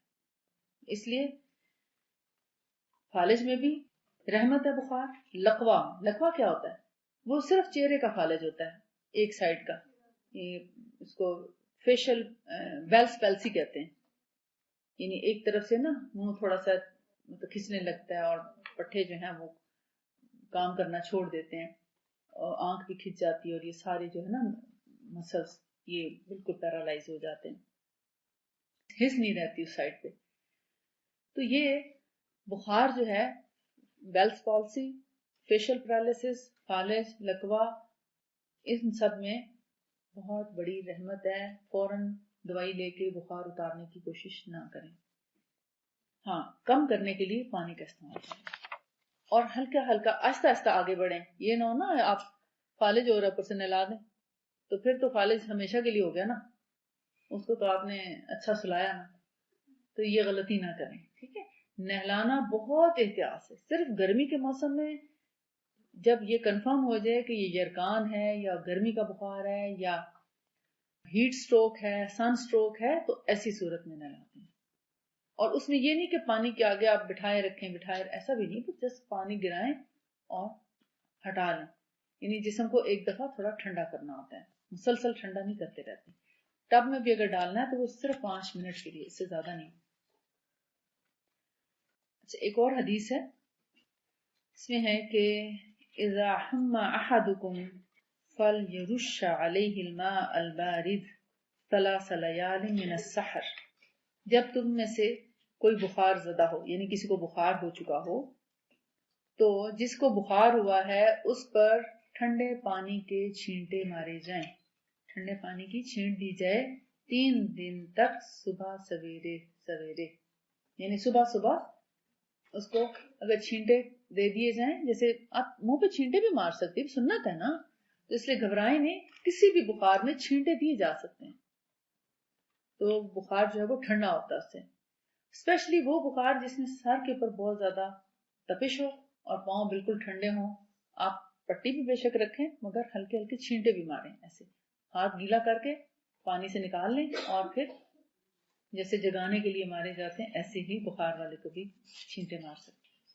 ایک اور جگہ مسند یعنی حسن حدیث ہے، سمرہ بن جندب سے مرفوع مروی ہے، الحمى قطعة من النار فابردوها عنكم بالماء البارد، کہ بخار جہنم کا ٹکڑا ہے، یہ جو ہے یہ متروک الحدیث ہے، یعنی اس کی جو سند ہے وہ صحیح نہیں ہے کہ بخار جہنم کا ٹکڑا ہے، اسے بجھا دو یعنی ٹھنڈا کر دو اپنے سے ٹھنڈے پانی کے ذریعے، یہ درست روایت نہیں ہے۔ یہ اصل میں انہوں نے مینشن کیوں کیا امام ابن القیم الجوزی نے، تاکہ پتہ چل جائے کہ جو لوگ یہ حدیث کوٹ کرتے ہیں جاننے والوں کو یہ پتہ چل جائے کہ یہ حدیث صحیح نہیں ہے، تو انہوں نے اس لیے یہ مینشن کیا ہے، جبکہ صحیح روایت جو ہے سنن کی وہ یہ ہے، حضرت ابو ہریرہ رضی اللہ تعالیٰ عنہ سے مروی ہے، بخار کی بات رسول اللہ صلی اللہ علیہ وآلہ وسلم کے پاس نکلی تو ایک شخص نے سن کر بخار کو برا بھلا کہا، آپ نے فرمایا بخار کو گالیاں نہ دو، یہ تو گناہوں کو ایسا دور کر دیتا ہے جیسے بھٹی میں لوہے کا زنگ تپنے سے دور ہو جاتا ہے۔ اب آپ دیکھیں بخار جو ہے بظاہر تو خطرے کی گھنٹی ہی ہے کہ بھی ضرور جسم میں کوئی پرابلم ہے جس سے باڈی ہیٹ اپ ہو گئی ہے، نوٹس کیا جانا چاہیے، توجہ کرنی چاہیے، وجہ کو دور کرنے کی کوشش کرنی چاہیے. اس کا یہ مطلب نہیں بخار ہو گیا شکر الحمدللہ پڑھ کے لیٹ جائیں چلو اچھا ہو گیا بخار ہو گیا اس کا کوئی علاج نہ کریں. نبی پاک صلی اللہ علیہ وسلم علاج فرما رہے ہیں، بتا رہے ہیں کہ اس کو آپ پانی سے ٹھنڈا کرو، کم کرو بخار کو، زیادہ تیز نہ رہنے دو، کیونکہ آپ کو پتہ ہے زیادہ بخار ہونے سے اگر 103 سے اوپر چلا جاتا ہے بخار، 104 105 تو ہمارے برین سیلز کو ڈیمیج کرنا شروع کر دیتا ہے. اسی لیے آپ صلی اللہ علیہ وسلم نے پانی کا استعمال بتایا کہ پانی لگاؤ یا چھینٹے مارو یا وضو کرا لو یا دھو ڈالو تو بخار کو ٹھنڈا رکھے، یعنی اس کو 101 سے اوپر نہ جانے دیں. بس یہ کوشش کریں کہ بخار اس سے اوپر نہ جائے.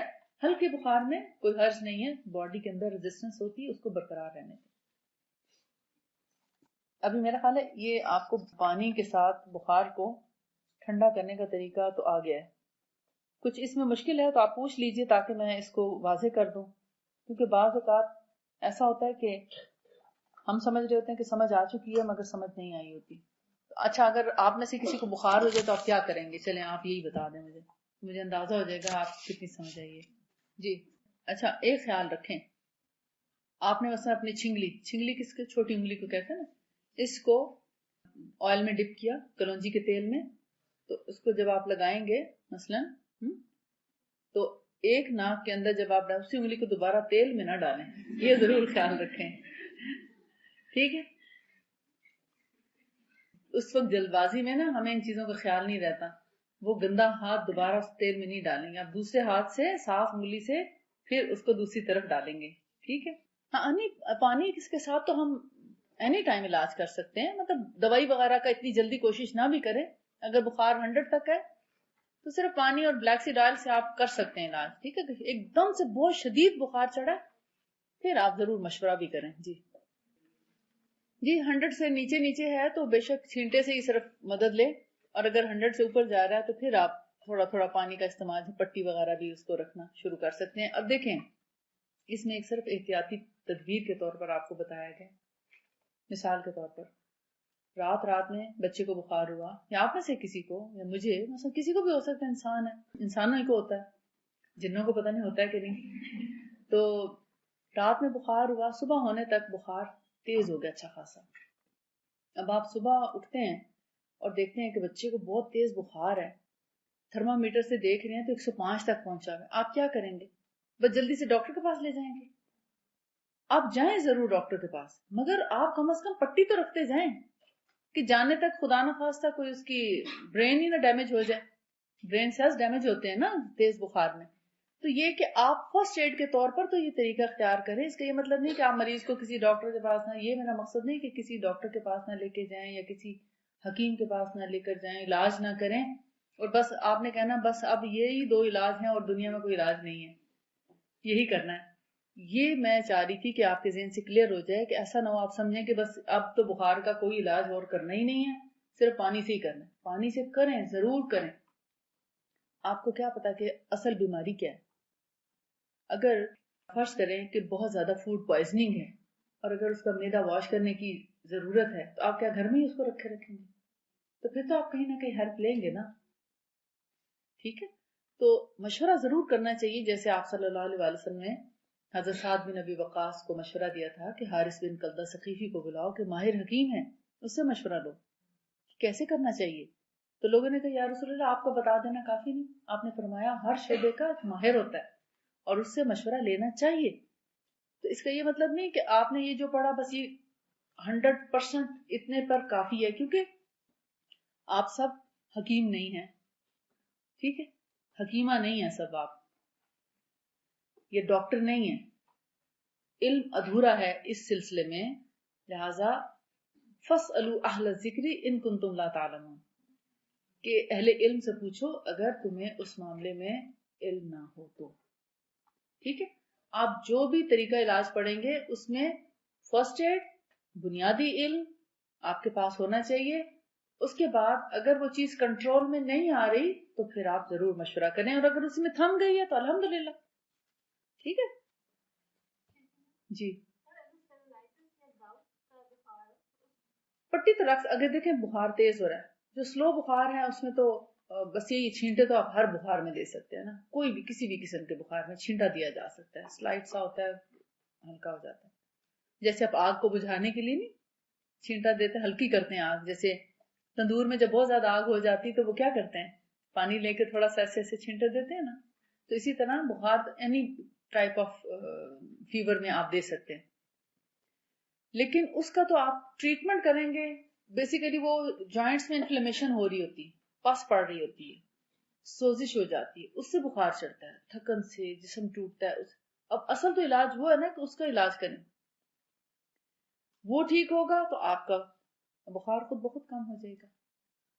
اسی لیے میں نے کہا کہ پہلے بنیادی وجہ تلاش کریں کہ بخار کس وجہ سے، بخار شدت اختیار کرنے لگے تو یہ فرسٹ ایڈ کے طور پہ یہ کریں، اگر اسی میں تھم جائے تو الحمدللہ، نہ تھمے تو پھر آپ مشورہ کریں ڈاکٹر سے اور اس کے بیماری کے اکارڈنگلی آپ پراپر ٹریٹمنٹ کرائیں، اور ٹریٹمنٹ کے لیے ہمیشہ آپ ایسے ڈاکٹرز کو پریفر کریں جو کچھ نہ کچھ دین کی سمجھ بوجھ رکھنے والا ہو، کیونکہ وہ جو چیز بھی دے گا آپ کو اللہ کے نام سے دے گا، بسم اللہ کے ساتھ دے گا، کچھ نہ کچھ دعا کر کے دے گا، اللہ کو ہی شفا دینے والا سمجھ کے دے گا، یعنی اس کے مائنڈ میں یہ ہوگا کہ شفا تو اللہ کی طرف سے ہے۔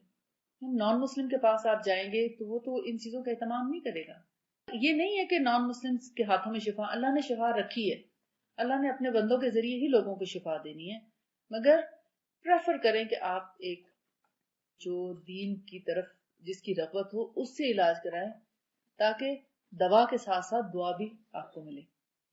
اب ہے فصل نمبر 8، طب نبی میں اسہال کا طریقہ علاج، یہ بہت مختصر سا ہے، 5 منٹ میں انشاءاللہ ختم ہو جائے۔ صحیحین میں ابو متوکل کی حدیث ہے، ابو سعید خدری سے مروی ہے کہ ایک شخص رسول اللہ صلی اللہ علیہ وآلہ وسلم کی خدمت میں حاضر ہوا اور عرض کیا کہ اے اللہ کے رسول، میرے بھائی کے پیٹ میں تکلیف ہے۔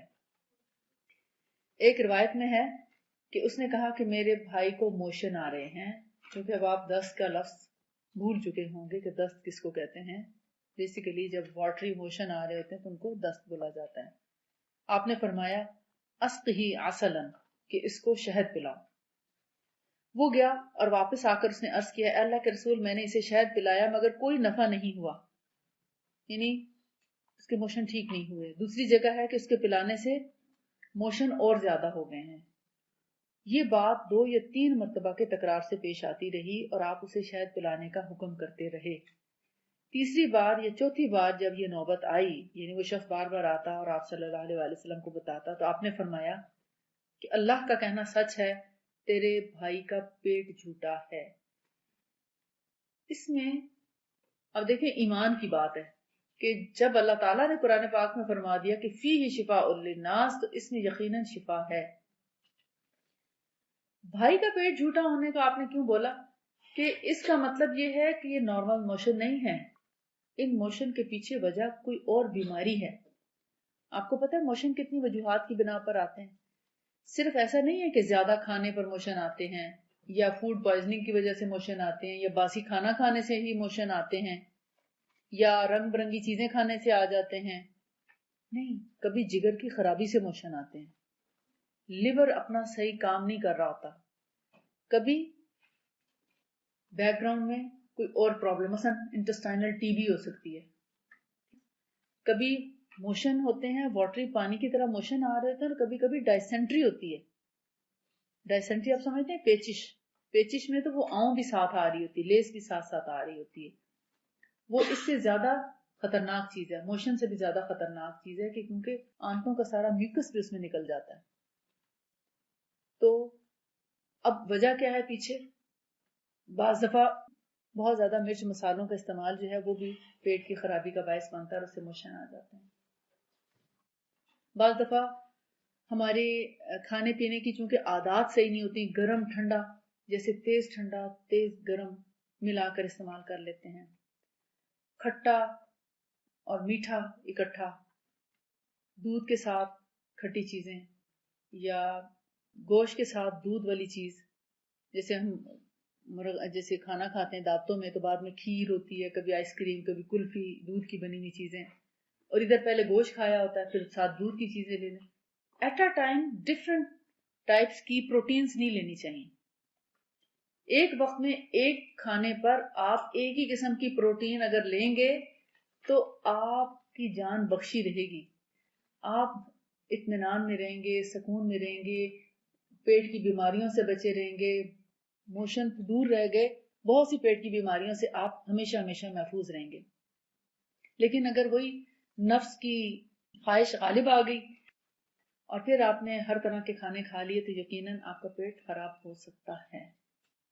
ینگ ایج میں, ٹین ایج میں ذرا باڈی فریش ہوتی ہے نا, ہمت برقرار ہوتی ہے, انسان صحت مند ہوتا ہے, تر و تازہ جوانی ہوتی ہے, تو بہت سی غذائیں انسان ہضم کر لیتا ہے یا اس کے قابل رہتا ہے. لیکن آہستہ 30 کی ایج میں جا کے آپ دیکھیں گے ٹھہراؤ آ جاتا ہے. اب آگے کوئی گروتھ تو ہونی نہیں نا, اب تو ڈکلائن شروع ہونا ہے. اب آپ ایسی عادتوں کو اگر پختہ رکھیں گے تو آپ ایک اچھی ماں بھی نہیں بن سکیں گے.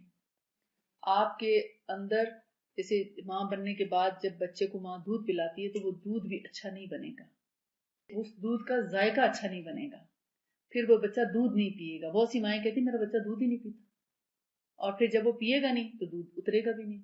جب دودھ اترے گا نہیں تو ماں اور بچے کا وہ تعلق بھی پیدا نہیں ہوگا, جو کہ ایک وہ ماں جو اپنا دودھ پلاتی ہے بچے کو, اس کے اندر امیون سسٹم بہت سٹرونگ ہوتا ہے, وہ بیماریوں سے بچا رہتا ہے, اور پھر ہر وقت فریش دودھ اللہ کی طرف سے موجود رہتا ہے. رات کو سوئے جو ہے وہ بچہ بھی دودھ پی لیتا ہے, اور ماں بھی جو ہے وہ گرم بستر سے اس کو بھی باہر نہیں اٹھنا پڑتا. اتنی آسانی ہوتی, پھر صبح اٹھ کے فیڈروں کا لشکر نہیں دھونا پڑتا, اور پھر وہ اتنی کیئر اور اتنا کچھ کیا کچھ اس کے لیے. اب اسٹیمر آ گئے ہیں, اس کے پتہ نہیں کیا کچھ آ گئے ہیں, اس کو رکھنے کے لیے الگ برتن ہے, اس کو دھونے کے لیے الگ ہے, اس کو ایک مصیبت ہے, جنجال خانہ ہے. تو اس سے ایک ماں کا دودھ ہی اچھا ہے. اس کو اچھا بنانے کے لیے ابھی سے آپ اپنی خوراک کو اچھا کریں. آپ کے خوراک میں اگر خالص دیسی گھی شامل رہے نا, یا اولیو آئل شامل رہے, کچا, لیکن پکا ہوا نہیں اولیو آئل, کچا اولیو آئل. کچے سے مراد جیسے بوٹل میں ہوتا ہے وہی, اگر آپ اپنے چائے ایک چمچہ ویسے ہی پینا شروع کر دیں تو آپ دیکھیں گے آپ کو جوڑوں کا درد, آرتھرائٹس, آسٹیو آرتھرائٹس, ان چیزوں سے آپ بچے رہیں گے, کیونکہ آپ کی ہڈی کا انیمل جو ہے نا وہ مضبوط رہے گا, اس پہ کوئی جراثیم حملہ آور ہو کر اس کو کھائیں گے نہیں. یہ آرتھرائٹس کیا ہے اور آسٹیو آرتھرائٹس کیا ہے؟ آسٹیو آرتھرائٹس میں تو ہڈیاں بھربھری ہونے لگتی ہیں نا, اور آرتھرائٹس میں کیا ہے کہ وہ ہمارا امیون سسٹم ہمارے اگینسٹ ہو جاتا ہے. ہمارے اپنے جو جسم کی ایک قوت مدافعت ہوتی ہے نا, یا ایک جیسے کہہ لیں کسی ملک کی ایک پولیس ہوتی ہے نا, وہ جب اپنے ملک کے خلاف کام کرنے لگے نا, یعنی دشمنوں کے ساتھ ہو جائے, مل جائے اور اپنے ملک کے لوگوں کو مارنا شروع کر دے, بغاوت کر جائے, اس بغاوت کا نام آٹو امیون ہے. یہ آرتھرائٹس جو ہے آٹو امیون ڈیزیز ہے, کہ اپنے ہی جسم کی جو پولیس تھی جو ہمیں ہمارے باہر کے گندے جراثیم اور بیماریوں سے ہماری حفاظت کرنے والی تھی, اب وہ ہمارے خلاف ہو گئی ہے. اس نے باہر جراثیموں کے ساتھ مل کر ہمارے جوڑوں کو کھانا شروع کر دیا, یا ہمارے جسم کے مختلف حصوں کو ڈیمیج کرنا شروع کر دیا. اس کو کہتے ہیں آٹومیا. ہمارے مسلز کو کھانا شروع کر دے تو فائبرومیلجیا, اور اسی طرح مسکولر ڈیزیزز ہیں بہت ساری, ایم ایس ہے, نہ جانے کیا کہ ساری آٹو امیون ڈیزیزز ہیں. آٹو امیون کا مطلب یہی ہے کہ ہماری قوت مدافعت ہمارے خلاف ہو چکی ہے. اب آپ سوچیں کہ اس ملک کا کیا حال ہو جس کی اپنی فوج اور اپنی پولیس جو ہے وہ اپنے ہی لوگوں کو مارنا شروع کر دے, کیا کون بچے گا؟ اور اگر ہمارے جسم کے اندر یہ حال ہو چکا ہے تو ہمارے جسم کا کیا حال ہوگا, کون بچائے گا؟ ان چیزوں کو درست رکھنے کے لیے کلونجی کا تیل, شہد, سنا مکی اور سرکہ یہ بہترین مددگار چیزیں, اور پھر مکھن اور دیسی گھی, اولیو آئل, یہ ایسی چیزیں ہیں جو آپ کے ہڈیوں کی پالش کو برقرار رکھتے ہیں. جیسے آپ کا جوتا پالش رہے نا تو اس میں خراش کم آتی ہے نا, تو اسی طرح جب آپ کے گھٹنوں کی پالش برقرار رہے گی نا تو اس میں خراش نہیں آئے گی, کوئی جراثیم اس کو کھا نہیں سکے گا. آپ نے آلریڈی اپنا بندوبست کر رکھا ہے کہ آٹو امیون ہو ہی نہیں سکتا. تو یہ وہ دیسی گھی ہے جس کی میں بات کرتی ہوں کہ آج آپ کو اس کا فائدہ نہیں نظر آئے گا, آپ کو 50, 60, 70 سال کی عمر میں جا کے اس کا فائدہ نظر آئے گا, کہ جب آپ باتھ روم میں کہیں یعنی آپ سفر کر رہے ہیں، کموڈ نہیں ہے، نیچے بیٹھنا ہے، آرام سے بیٹھیں گے. آج کل کی تو بچیاں جو ہیں وہ نیچے انڈین ٹوائلٹ یوز نہیں کر سکتی، اور ان کو سیٹ چاہیے، یعنی ایسے واش روم کی تلاش میں رہتی ہیں جہاں سیٹ ہو، کیونکہ ان سے نیچے بیٹھا ہی نہیں جاتا، ان کے مسل کام ہی نہیں کرتے ٹانگوں کے، شروع دن سے سیٹ کی عادت پڑ جاتی ہے. تو یہ جب آپ دیسی گھی کا استعمال کریں گے تو آپ کے بدن میں ایک لچک، نرمی اور کیپیسٹی رہے گی جو آپ کو سردی سے بھی بچائے گا، جو آپ کو آٹو امیون سے بھی انشاءاللہ بچائے گا، جو آپ کے باڈی کو فلیکسیبل رکھے گا، اور انشاءاللہ اور آپ کے باڈی کے اندر سے آنتوں میں اور اس میں کچھ ایسی چیز جمنے نہیں دے گا. ڈیٹاکس بہت اچھا ہوتا رہے گا، پیٹ روزانہ اچھے طریقے سے صاف بھی ہوگا، آپ کی سکن بھی گلو کرے گی، آپ کی ہڈیاں بھی نشو نما پائیں گی، وائٹامن ڈی ڈیفیشنسی بھی نہیں ہوگی انشاءاللہ. یہ ایسی چیز ہے. تو نبی صلی اللہ علیہ وسلم نے اس کی بڑی تعریف کی ہے دیسی گھی اور مکھن کی، اور آپ صلی اللہ علیہ وسلم مکھن اور چھہارے بڑے شوق سے کھایا کرتے تھے. چھہارے اور مکھن، اور آج کل سردی کا موسم ہے، آپ ان کو استعمال کر سکتے ہیں. کھجور ہے، پڑی بھی خراب بھی ہو جاتی ہے اور ہر موسم میں اویلیبل بھی نہیں ہوتی فریش، تو چھہارے تو آپ سارا سال بھی رکھ سکتے ہیں، اینی ٹائم اس کی نبیذ بنا کے پی سکتے ہیں، اس کا مکھن کے ساتھ ملا کے کھا سکتے ہیں. اس کا یہ مطلب نہیں آپ بڑے چمچے بھر بھر کے آپ مکھن کھانا شروع کر دیں، ایک چمچ مکھن کافی ہے ایک دن کے لیے، ٹھیک ہے. اور باقی اس سے آگے شہد کا ذکر ہے، انشاءاللہ وہ ہم کل بات کریں گے شہد کے اوپر، اور انشاءاللہ اس کے جو فائدے ہیں اور شہد ہمارے جسم میں جا کے کیا کام کرتا ہے، ہمیں کیا فائدہ پہنچاتا ہے، انشاءاللہ کل اس پر بات ہوگی. وآخر دعوانا ان الحمدللہ رب العالمین. سبحانک اللہم و بحمدک، اشہد ان لا الہ الا انت، استغفرک و اتوب الیک. السلام علیکم ورحمۃ اللہ وبرکاتہ. وعلیکم السلام ورحمۃ اللہ وبرکاتہ.